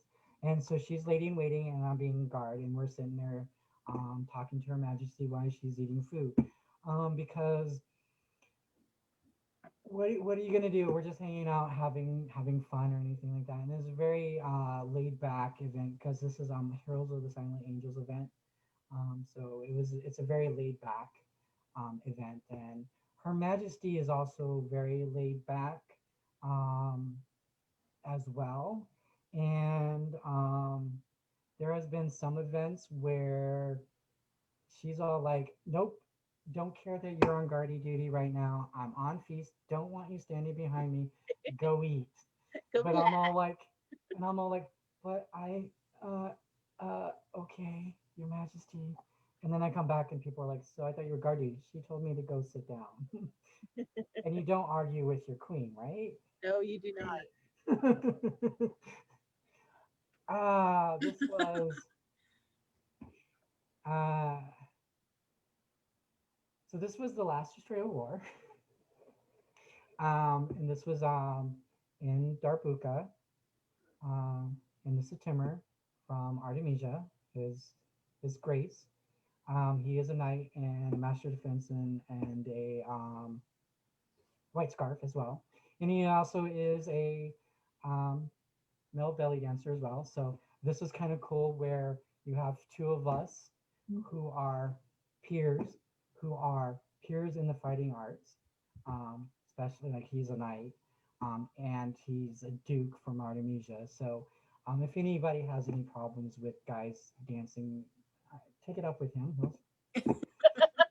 Um, and or me, well, either one. But we were in Darbuka, we were dancing, having a good time um, during this at a party, showing off our moves together. Um, And surrounded, by women. yeah, by beautiful women Yep. and that are dancing as well. Um, so sometimes I have to debate when I'm doing this of how much do I want to ignore people who are trying to talk to me so I can enjoy dancing? Because sometimes people want me to show them how to do things, and I there's some events where I'm at where I want to go out and have fun, but Right. then I'm off to the side teaching people how to dance. So there's a lot of teaching that I do on the side at this. So sometimes I kind of go, do I kind of want to pretend that these people are not around? So for at least for a moment, Right. because when I'm dancing, it's zen for me. I'm in a moment. It's very peaceful, and really, um, I can really kind of go. The rest of the world doesn't exist. So and so when people come and talk to me, I can go pretend I don't hear them because of the drumming or whatever. So that way I can continue to do that. Or do I want to go? I am a laurel. This is what I got my laurel in. So let's go off to the side and I'll teach you, whatever. I also try to engage when they're talking to me, the level of intoxication, because that if they are really intoxicated, there's kind of no point in teaching them Yeah. because there's a level of muscle control. In alcohol, well, a certain level, you kind of lose that. So me teaching you how to do dancing that requires muscle control when you really don't have it, kind of defeating the purpose.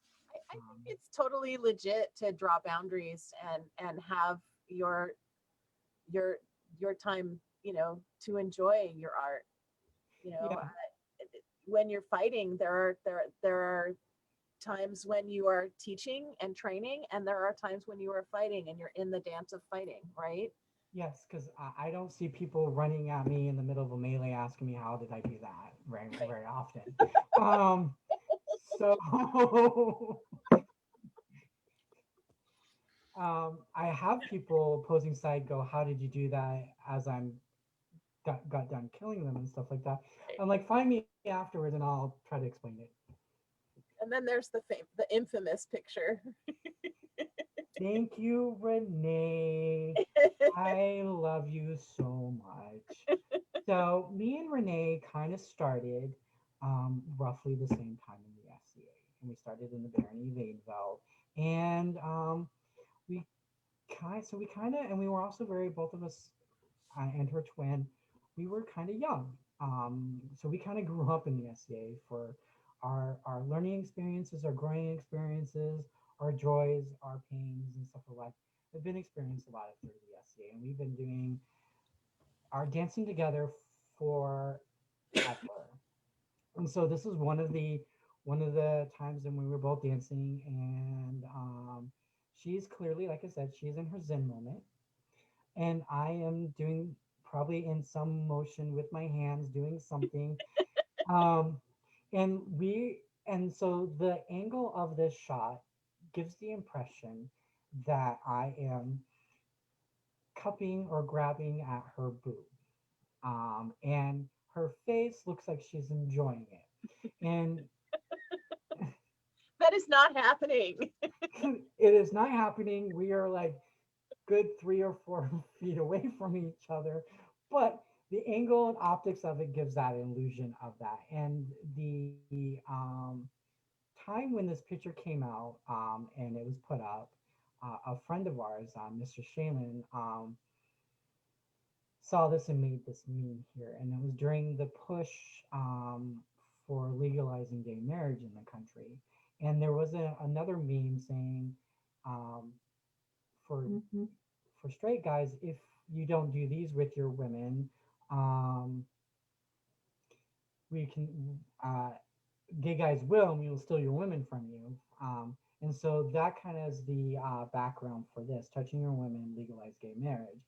Because here I am, it looks like I'm touching um, Renee here, and she's enjoying it. So, and then thus born this, and um, And now we have marriage equality. we do. I think several years later it became a thing.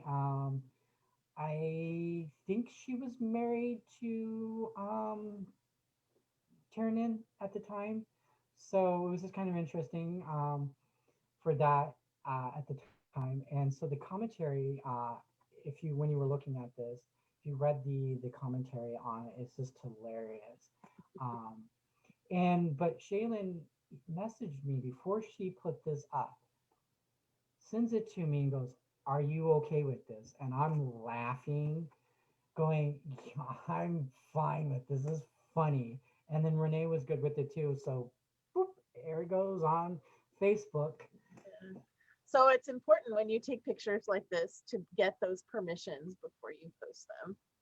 Well, especially yeah, if you're gonna alter it like this. The original picture doesn't have all that. No. This is Code RD, Barony of Granite Mountain, in the Barony of Granite Mountain, arts and sciences of some sort. I'm trying to, because I go up there to teach for their competition. We've also had Kingdom Arts and Sciences competition up there. So I'm all like, I think it was oh, no, it was the Kingdom Arts and Sciences competition. So And I was can I showing off. I It's want to okay. get to your art pictures. Okay. So I'm gonna kind Crown of Tournament. This is Crown Tournament talking to Viscountess Victoria.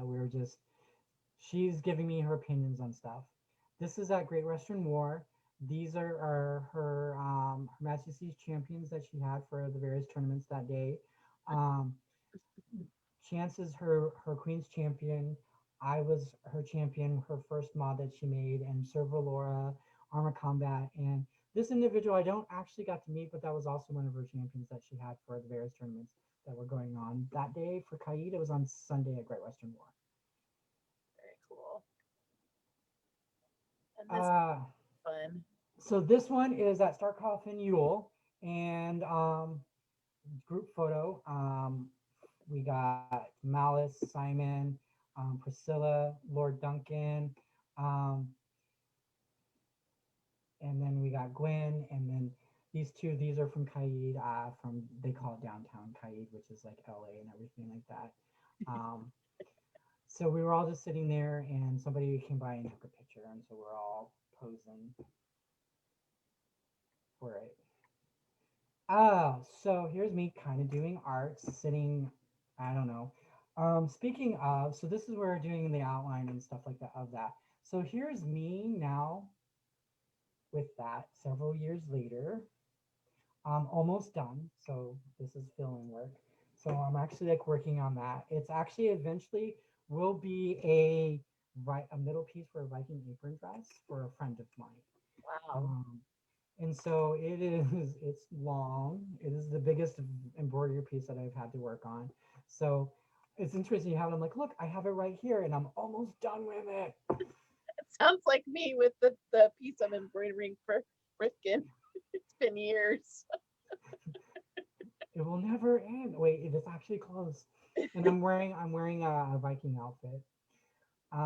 This is the coat that I'm talking about that actually has my embroidery on it. That's the coat. This is where I was taking on a new student. He is at that time, he and still is my apprentice and protege. He is no longer my cadet because I got rid of the white scarf, and he also told me that rapier doesn't seem to be kind of like where he is really motivated to go down that path. And I was like, perfectly fine. At least you have acknowledged that within your like self that this is not a desire. And so this is where we're doing the belting ceremony at Estrella War. So and I think that tent is actually my tent in the background that's all lit up. I love the lighting in this because you've got the light from both the tents and then you've got this kind of dusk sky in the background. It's really Right. cool. And so one of the traditions that I have within my family group when I'm taking on students is one of the things that I got from my mistress is that you make your belts. So every student that I take on have to make their belt. And since Floki is doing weaving, he wove his own belt and everything like that. So Oh, I need to catch on to that. I've been making the belts myself, and maybe that's a better idea. well, because service through art through service was my thing when I was a Pelican, and then as a Laurel, it still applied, and then as a Master, it's still kind of a thing because when you are a peer, in my opinion, you should be familiar with all the other peerages and what they do, and so this gives my students, no matter what they're going for, an opportunity to get a feel of whatever, and I want their belts to be whatever their persona is going to be. It Right. could be as difficult or as easy as it needs to be because I have one.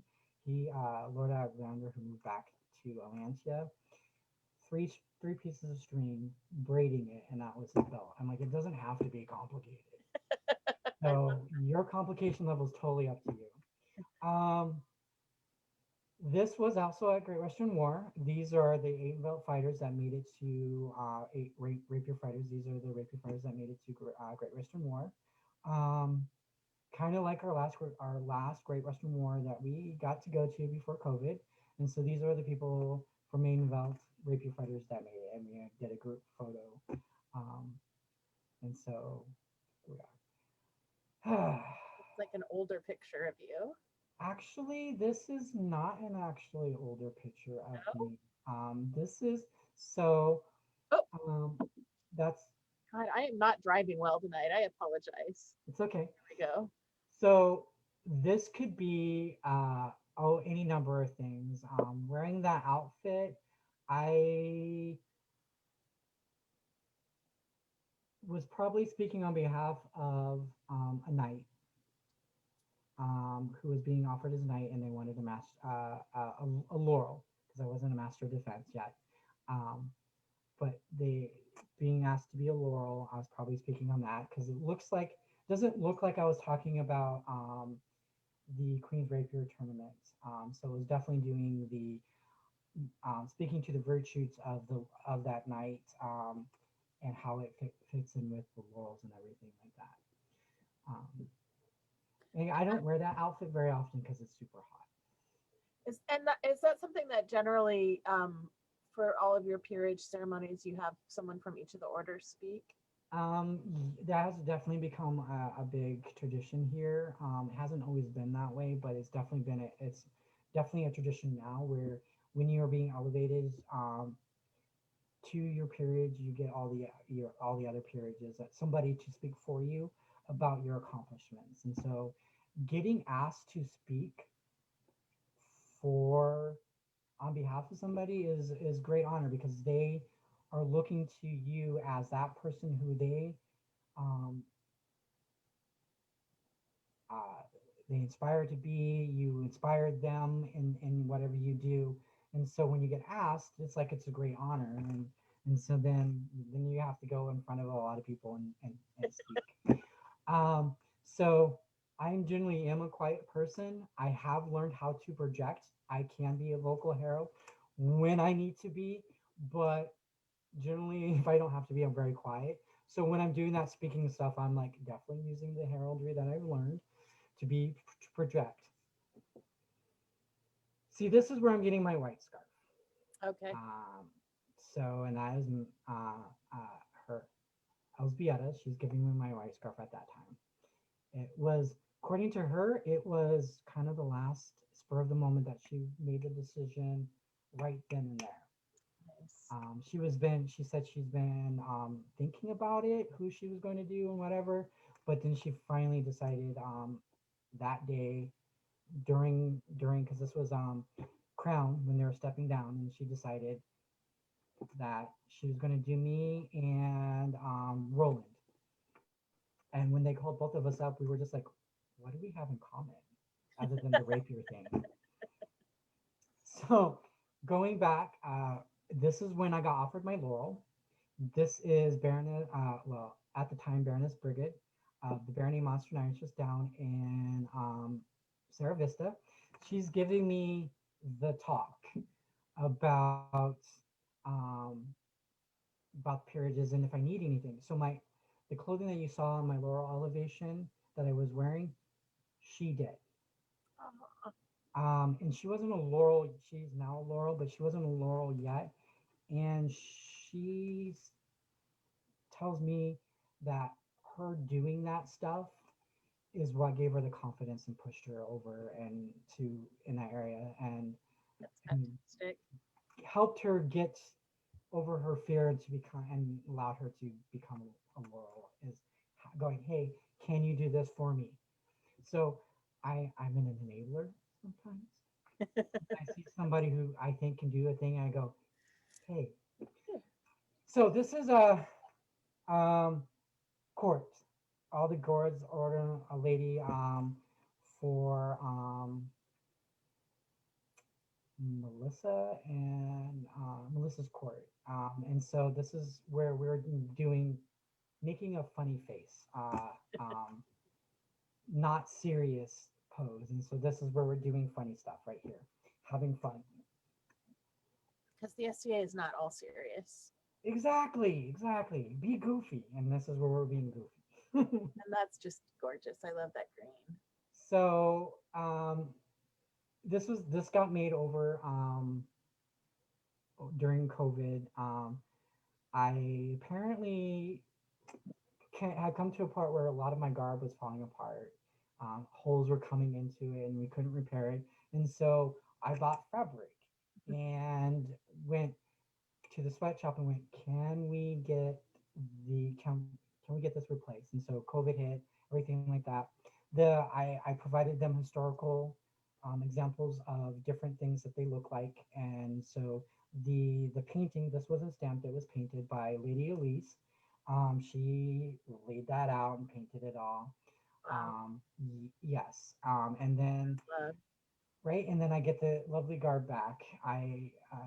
So it my the fabric went away, and then then they went come pick it up. It's done because COVID. And then you see part of my library in the back.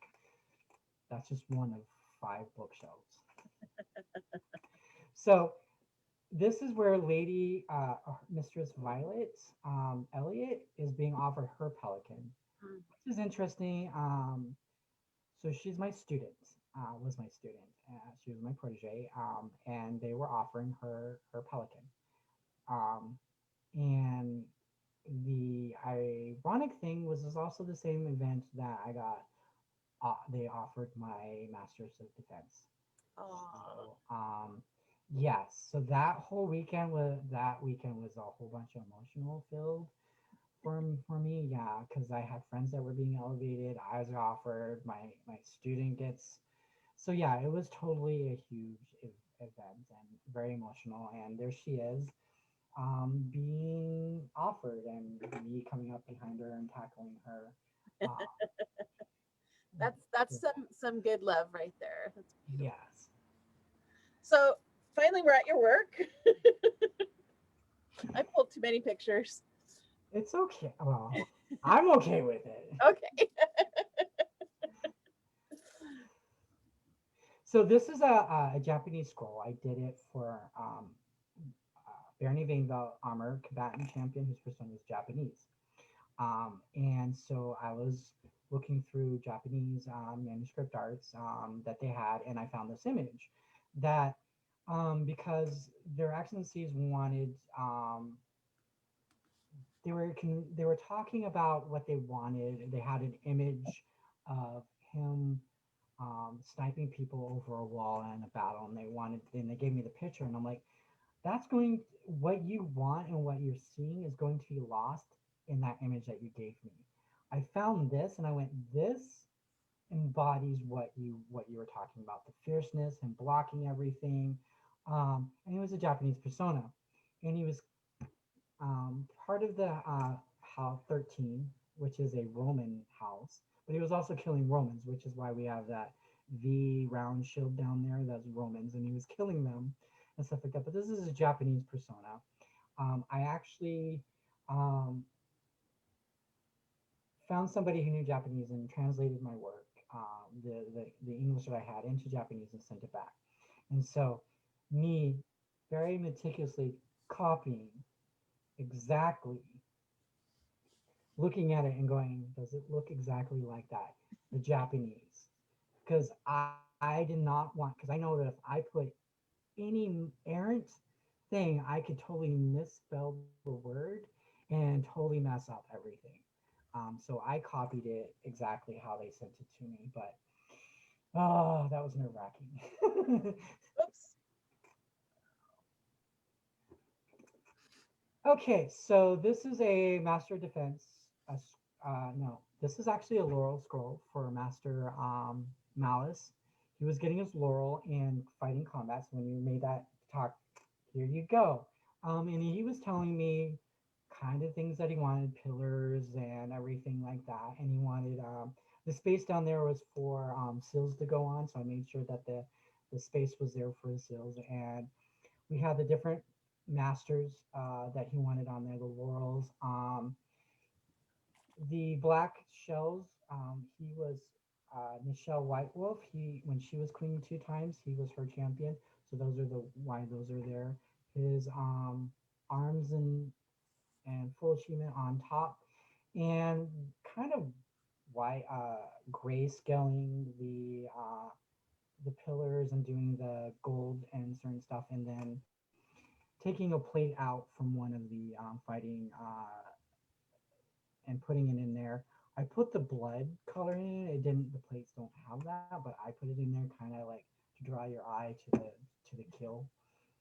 So that was my extra thing. But that's his laurel scroll.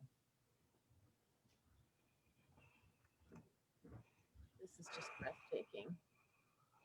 So this picture still doesn't quite do it justice because um, it it is a good like I would say 20 inches long and 15 inches wide. It took me a good month and a half of at least 4 hours every day working on that. In a lot of ways, you can say this is what probably got me pushed over into at least the Scrabble part of the Laurel things, where the Laurels were like, yes. Um, this is actually in Arabic up here. So I actually started trying to teach myself how to do Arabic and things like that. So don't ask me to try to translate because it'll take me forever. If you can use Google Translate, it'll be faster. Google Translate. Awesome. Right. This is a Pelican Scroll that I did. The individual loves unicorns, and so I pulled the imagery inspiration from the unicorn tapestry. And I modified it to put the ermine spots because the Grand Mountain, they have the ermine, and they have a little thing, their mascots, the ermine spot. So I put the ermines in there. I have the kingdom thing on the lion, and on the unicorn, I have the Barony of Granite Mountains device. And on the flag, I took out and I put the pelican in. So that way it was very clearly pelican. And that's kind of her, her elevation dress. I got a picture of her dress before she did. So I was able to paint it in and Wow. have it there. And this is her full achievement down here, unicorns, and her colors and everything like that. And yes, I did that in English, the calligraphy in English. Just amazing. So um, I did pull this from the. It's not from the Lansford Gospel. It's from the Book of the Dog. Is kind of it's an older version before the Book of the Lansford. So I pulled that out and I recreated it because the individual who is getting her laurel is an early period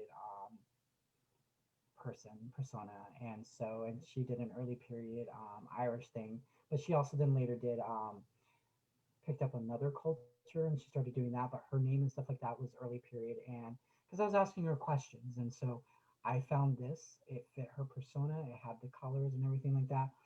And I can tell you that the imagery of this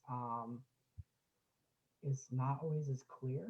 And so there is a whole lot of recreating what I know, how they do interlace work and how they use voided space and things like that. So taking my knowledge of that and kind of filling in some of the gaps of that page because there are pieces missing and stuff like that. So I kind of had to recreate some of that based on how I know how they did certain things. So, but this is a historical piece. You can actually look and find it, but I had to fill in some things. So this is Countess Leah's Laurel Scroll. It is actually in French because her persona is French. She wanted and she was getting her laurel in music, and so that's the music notes in here. And she wanted a half heart type thing, and so I found a half heart illuminated piece. So I did that. There's Joan, her and Brian up in the corner. There's one of their dogs, and down here we have a fairy. She has a fairy garden. And occasionally you'll see in there I snuck in because there's like little tick marks all throughout. And so what I did is I took some of them and I snuck in laurels in there Oh, very cool. throughout. So you don't see a laurel anywhere big, but if you start looking in there, I snuck it in and hid it in. So that way I wasn't forcing SCA things onto a historical piece, but I was still using and sneaking it in. So it's still there. You just have to be able to look at the whole thing. It's just super subtle. It is. It's super subtle. So, This is a Pelican Scroll that it was a collaborated work between me and Master Raven because my student, Dame Kirsten Maria Matz, was being elevated to the Pelican. She was my student as a Pelican, and Master Raven's student as the apprentice. And so me and my best friend, we had a student in common together. And so this was a collaborated work. I found the design. It was German because she has a German persona. So I found a German design. He liked it. He did the gold work. So that's gold leaf. All the gold on here is gold leaf. He did that. He has so he wasn't able to do the rest of it, and so and he did the purple. He did all the purple. So he did gold leaf and the purple, and then he handed it back to me, and then I did the rest of it, and then I did the I finished it up, fixed it up, um, because he was having tremors because he's having a hard time doing detailed stuff, smaller stuff. So I end up having to do more of that stuff to finish it off. And then the calligraphy is all in German. Um, so that was fun getting that translated and all of that. So that's all in German because it's fitting her persona. So anytime I get a scroll, can ask the scroll if I have enough time and I know the person's persona, especially if it's personalized, I will dive into their persona, find out things from their time, their region, the language if possible, and I will create a scroll that, um, in the end, will meet that person's persona. There's just an incredible amount of love and effort and skill that you put in these. It's really remarkable. So remember Baroness Brigid and that stern look and that talking to? This is her laurel scroll. Oh, And the interesting thing, when I was doing part of this, Arizona had a little earthquake in the Phoenix area. And um, having experienced that living in Alaska, I kind of knew what when it rolled through. But initially, it sounded like somebody slammed into the front of the house.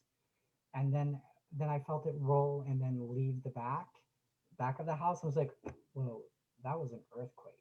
So in the middle of that, there's probably some jump somewhere in there where I went like that when the earthquake hit. So, but yeah, this is her laurel scroll. Again, it's all in Arabic and things like that. And I did again use SCA Western stuff with the heraldry, and because her heraldry is black and white, so I did the laurels in black and white, split like her heraldry is, and I put her heraldry in it because trying to modify and be creative between the two because Middle Eastern stuff, they really don't have a lot of this mhm. heraldry stuff, but they do have places where they have imagery in these type of things. So I kind of took those out and inserted things that would be appropriate for her.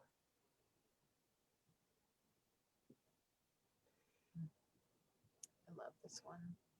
So this is it's in English, so it's a faux Arabic hand that I created um, for those scrolls that um, are not quite high level, but I still want them to be personalized to the persona, the person who's getting it, or at least the illumination. But in this case, I got asked like 2 weeks before the event if I could do this a scroll for this individual, and I went, yep, and I got this design, I painted it, and I did the faux Arabic because she does Middle Eastern stuff. So, but I also wanted her to be able to read her scroll, Mm-hmm. and so I did in faux Arabic, which is always interesting because later day when it was given out, um, Merrick, who was trying to read it, he was having a hard time. So I actually went up there and took the scroll and then read it into court because I was able to read that stuff. But yeah, this was, um, I know some of the stuff that I have, I pulled from the Paki Palace when I was there because they have stuff um, and I pulled some of their imagery that I got from the Tapaki Palace when I was in Turkey. So I think this may be one of those because I was like, I'm going to use later. Again, this one I do believe is from the Lunsford Gospel. Again, there so many of it's missing, flaked off over the years and stuff like that. So again, taking the what I know of interlace and how they did it and filling it in and taking out the center part and putting the pelican for modern. This is the pelican that she wanted. Um, this is in English. I didn't at the time, didn't finish here because um, her heraldry wasn't passed. And so I couldn't put her blazon or finish it up. I started it, so I have the outline, so I can eventually do it and put it in and off on and supporters off to the side. So I have the space, but I couldn't finish it because she didn't have her heraldry completed. So I have blank space there. Um, Pass your heraldry, kids. so it goes blazon goes here once passed in pencil, so I can erase it. Yep. And so I did that, and I did, and then you got illuminated letters over here added in, and this was also a huge piece as well. Just gorgeous. So this is Sir Ignacio's night scroll. He gave me he's from Spain, um, early period Spain. So I did a deep dive on things that would be for early period Spain. And this is what I came up with. He is part of the House of St. Michael's, which is the white cross here that you see. And then these crosses here, the Compostela cross or Santiago's cross, is part of his heraldry and part of his father's heraldry because his father is also a knight and a viscount. So his heraldry is here up on top, and with the red crescent moon, that is his heraldry, and his father's heraldry is over here, and you see they look the same. And then his knight's heraldry, Sir Ismania, her heraldry is over there. And then of course the house that he belongs to is there. And yeah, so and then the knotwork interlace, and this is all for him. It's in Spanish, modern Spanish, because trying to get anybody to try to do period Spanish was not easy. So modern Spanish was great as substitute for it. So it still fits persona wise. My banner, the first. This is the first copy. I actually have a second copy that I'm. Actually, this is the second copy. I have the third copy I'm making right now, replicating it. So we have my motto in Irish, which means my word is my bond, or binga here. It could be promise or word. So depending on how you're using in the sentence, in which either way worked for what I was going for. I keep my promise. I try to keep my promise. I keep my word. So that works. So that's my motto. The top part over here is the populous badge for the Kingdom of Atenveldt. The bottom with the cross palms is the populous badge for the Barony of Atenveldt. And then this badge right here is House of the Silver Moon. It's my household. And then that is a tree of life. So on my heraldry, I have a tree. And so this is a knotwork version of the tree. And then the purple, blue, and then that one is a Triskill Triquetra thing. That was the person I was in a relationship with at the time. That was part of his heraldry. Then the rest of it is the pride colors, because I was like, when I first made it the first time, I was like, what am I going to do? And the person who was showing us how to do it is like, well, why don't you do that? And I went, and we can do it this way. And I went, sounds like great. And it kind of stuck that way when I made it two other times. And then the blue, black, and the green are also part of my personal heraldry on the borders. And yeah, so this is a Pelican Scroll for when in the Kingdom of Atenveldt, when our barons and baronesses step down from their tenure, they get an award called Thane and Banthane. It's a grant level award. It's recognizing their years of service as landed nobility. And so this is a Banthane scroll for I was gonna say Tina, but and her thing and her heraldry is butterflies. And so I she says do whatever. And so I did. I found Middle Eastern style butterflies. So I got to do something I thoroughly enjoyed for the Middle Eastern stuff that totally fitted her persona. So And they're just gorgeous. right. So Super. like um so embroidery. So that is a black rooster. So I was doing that for why is his name forgetting me? His real name's Adam. Um but he's getting knighted as a knight, and he's a big, tall, black guy, and who does a German. He wears German clothes and stuff like that. He's part of the Lands Connect type stuff. And this, a pun, big black cock, was this thing. So here we go, and it's actually, and he didn't have heraldry pass, but that he wanted two black roosters on his heraldry, and he actually finally got passed.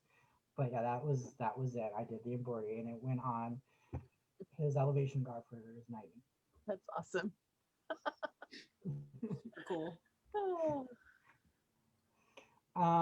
So this is a piece that I did for an elevation guard for Pelican. It is for a cuff piece, um, or cuff piece. I think it may have been for two, but it's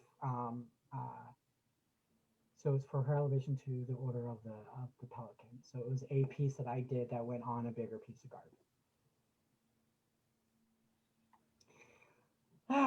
So this is the embroidery piece that I did that went on Kingdom Thrones for the king.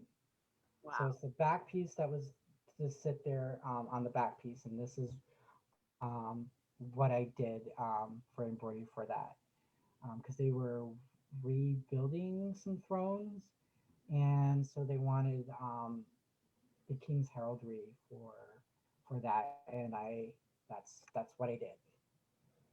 Just So stunning. it was about that big. Wow. Beautiful. Remember that the band thing?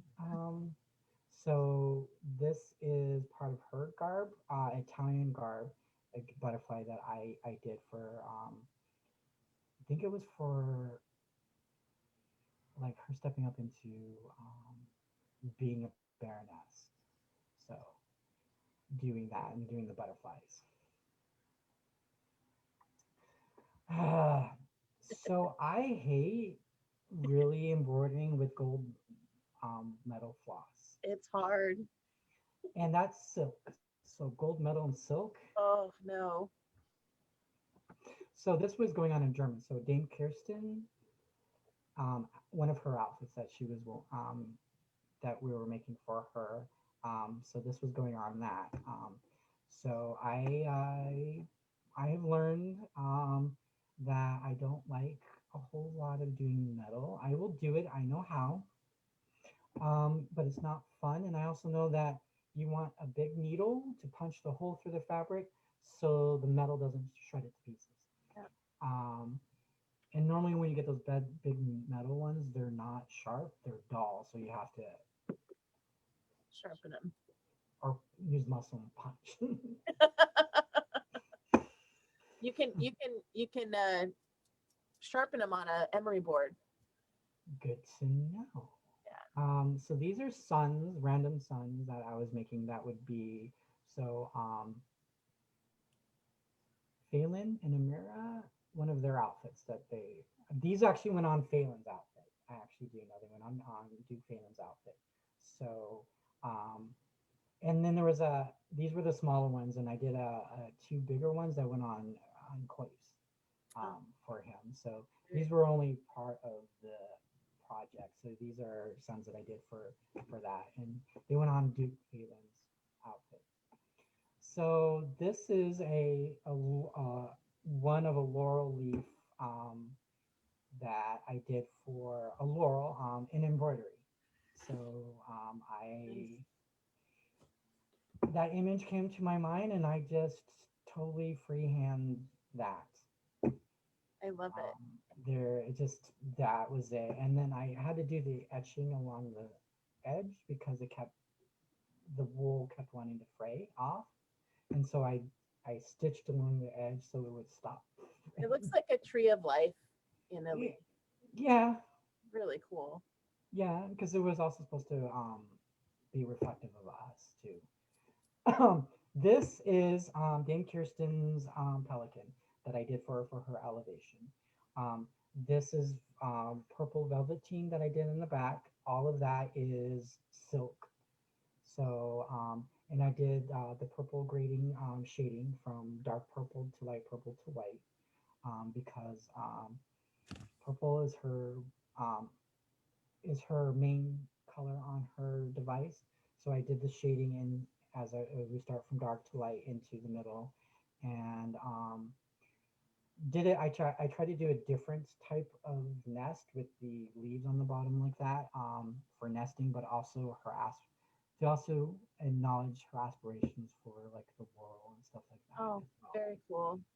I love that. I'm been making my sister a pelican apron for forever, and I'm stuck on the basket part, and I really love this one. So I may steal a little bit of it. Go for it. um, So this is a tree of life. This was also it's a knotwork tree. It was supposed to represent me on Dame Kirsten's elevation garb for the pelican.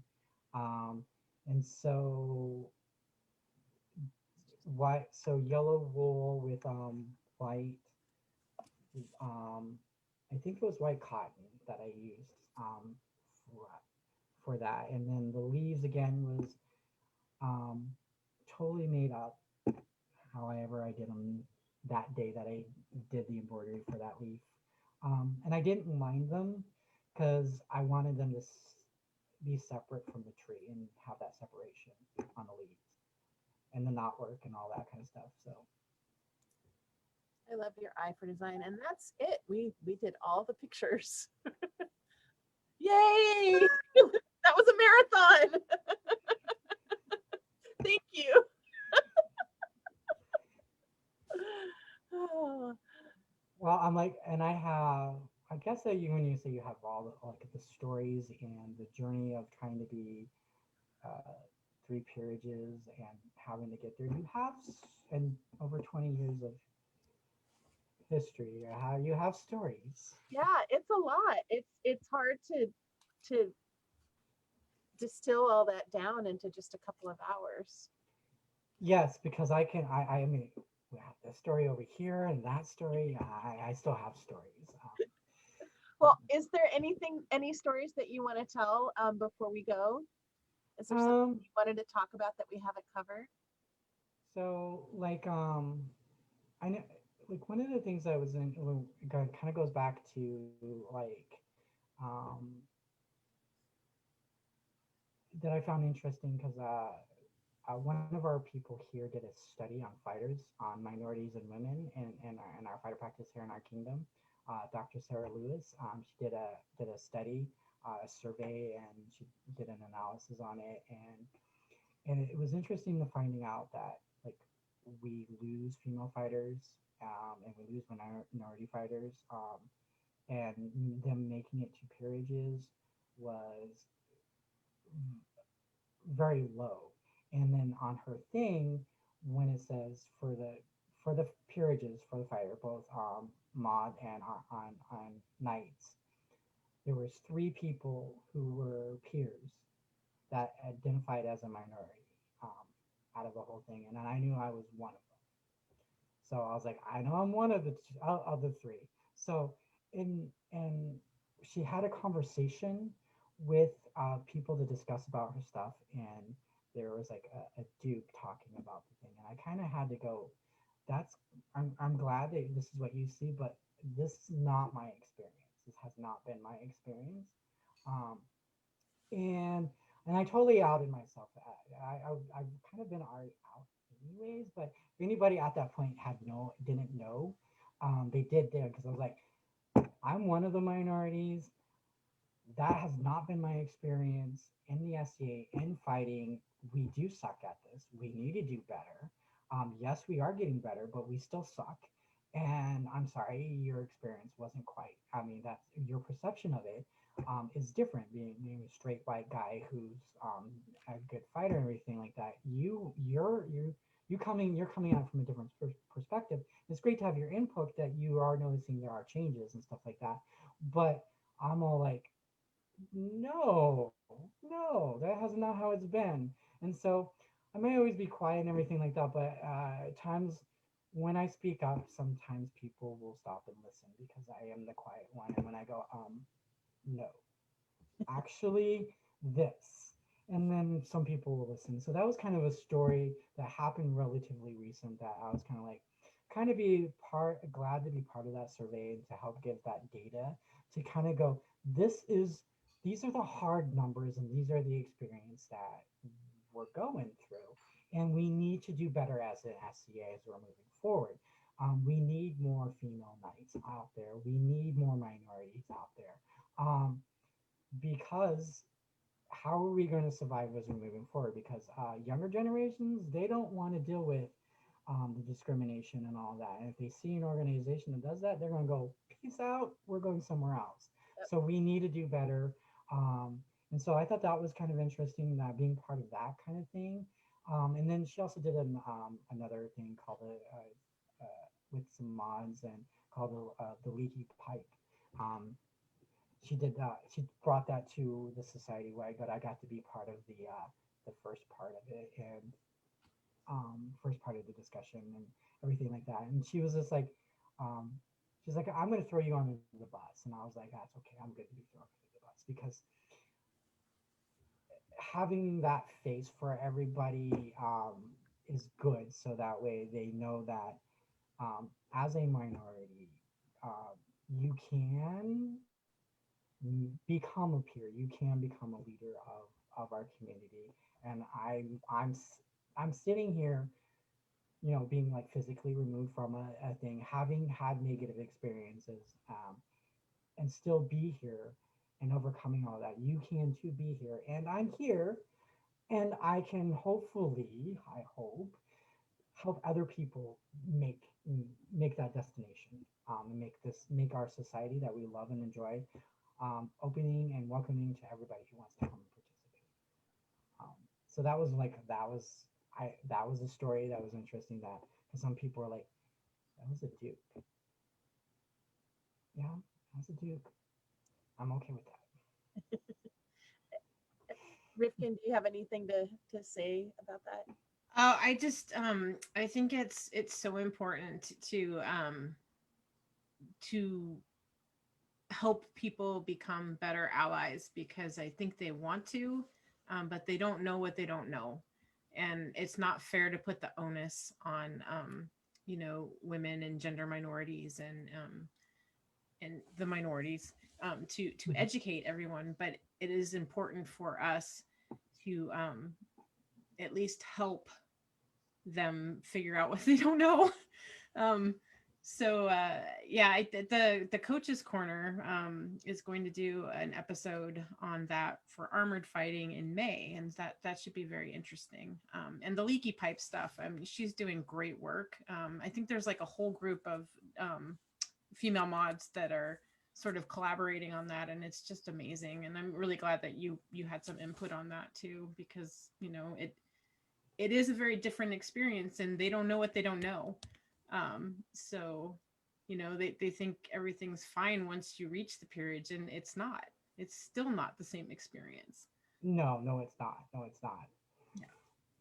So And I haven't walked in those shoes, but I have watched my sister walk in those shoes, and I know how much pain she's had to go through just because she's a woman in a mostly male peerage. And I imagine that your experience is much the same. And the position that both of you are in as multiple peers, of being trailblazers for other people, and you're in this position where people are looking at you to be the example, and that's a lot of pressure too.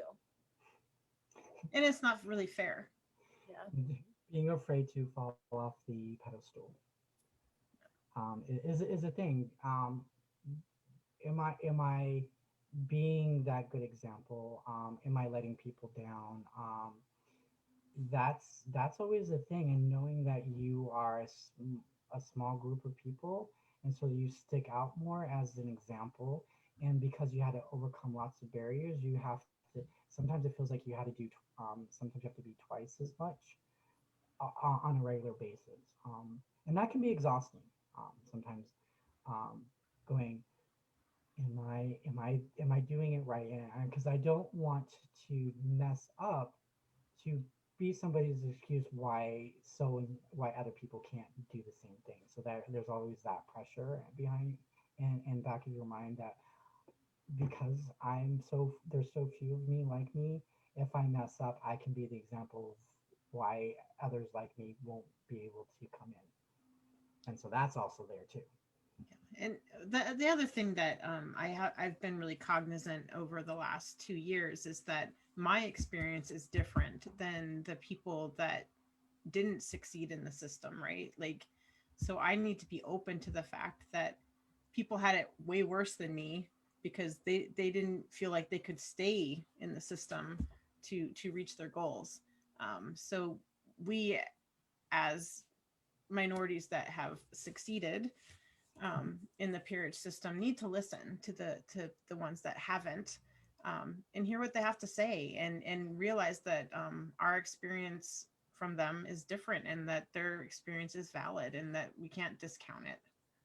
Yeah, totally. I kind of use there. I'm like, this is what people are going through. It's still happening, so we still need to make progress on things. But I feel that we are moving in the right direction.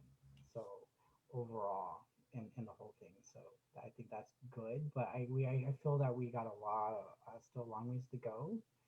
Um, and hoping that, like, us being there makes it easier for others to follow behind us, to achieve the same goals that it is, and knowing that it is possible. Definitely, definitely. And I agree. We've come a very long way, and I think we need to acknowledge that, and we need to acknowledge the fact that a lot of these older white guys want to be allies. They really just don't know how. And So, I'm willing one to help them. one of the things that they a lot of some of the knights in our kingdom started doing is they started wearing the pride chains um, um, here, and I did like Sir Neo. He was concerned about like being misrepresented. I'm like, and then would we be offended? And I was like, no, it's having that there is good, because at minimum it shows that you are definitely an ally and somebody safe to come to. But also remember that people may come up with you with their hopes and fears, and you got to be sensitive to that, and all that kind of stuff. So I kind of let him know, like, you are carrying a burden by wearing that. It's not something to go, I'm an ally, but you're wearing the symbol that people identify as that's who they are and everything like that. So yes, you're a straight guy. I have a problem with that, but also realize that you are going to have people that are going to interact with you and think everything. So you need to keep that in mind. Um, and so You need to be worthy of that trust. yeah, and he says that he will continue to work on being worthy of that trust, and he understands the burden that he's carrying, because it is a burden as well, because there are generations of people who aspire to be able to wear that openly and honestly and fearlessly, and he's with him when wearing that, all those people's struggles, he's carrying that, and he gets to carry it forward. So So know the roots of what it is you're wearing. huh? Yeah, yeah. I think that this is a really important conversation, and I kind of wish we had started it a little earlier, but I really appreciate you bringing it up because I think it's super important, and I think that there are a lot of people in really the mod peerage that are doing some really great work. So I think because we have it's a new peerage, we do have it's easier for us to create those traditions and not and build in any of the um, negative stuff, or at least we hope, as we're doing this because things are not ingrained. We haven't had decades of tradition built in and expectations. It's relatively new. We have an opportunity to mold it in a more forward-thinking, progressive, more open and accepting peerage comparably to potentially the Knights, where you have several decades of tradition that's spoken and unspoken, because the unspoken ones are always the hardest sometimes to get rid of, and they have the weight of law even though they're never spoken. And if you break them, we don't have all of those, so we get to create new ones, and we get to be cognitive of where we are and the struggles that individuals have to get where they are, and to be open and more inclusive of that, and hopefully create traditions that reflect that. And so the fact that there are conversations on a society-wide level about that in the mods is great, so that hopefully overall as a society, as we create traditions that may become society-wide, they're more positive in that format.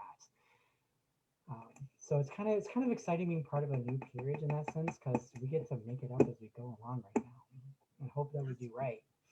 it's pretty cool. Yeah, cool. Awesome. Well, thank you again for tonight. I really appreciate it. And yeah, we could go on and on about this subject. I think it's really important. Yeah. So, all right. Well, we're in April now, tomorrow. Yeah, April, It is. April tomorrow. Which is kind of crazy. I have a branch of laurels tomorrow with Eleanor, who was put on vigil in Atenveldt Yes. and is still on vigil and has not been elevated yet. So she's technically not a laurel, but she's been recognized and she's in limbo. So we're going to talk about that. And then Sunday, I am interviewing Arianwen from Drakenwald. Tuesday on it's not a sister's interview, but it probably could be. I'm interviewing Tiberius Julius from the East. He's a pelican and a laurel. And then on Wednesday, the sisters are interviewing Baroness Kolja, Who's a laurel and a pelican. And I, this Friday, have my first episode of Leveling Up with Duchess Sermari, who is in Locklock, and she's going to teach us all about her magic sleeves, which is awesome because she knows how to make any sort of pattern in any period so that you can actually move your arms everywhere and not feel like you're in a straitjacket. So I am looking forward to that because that is the worst when I try to wear late period and I cannot move my arms. Always my thing. Can I do this? Yeah, If I can't do this, we need to go back to the drawing board. Yeah, it's an important thing. So thank you everyone for joining us, and we'll see you later in the week. And thank you again, Ritchyrd, for sharing everything and the really important conversations that you raised. Thank you guys for having me. I'm looking forward to meeting you in person. Well, you know, I was planning on going to Antier West this year, but my work, I'm on call 4th of July weekend, so I'm not going anywhere. I don't think we're going to have it on Tier West. Yeah, that's not I'm doubtful. Yeah. I was actually planning on going. Next year. Next year. All right. Good night, everyone. Thank you for Night. watching. Bye.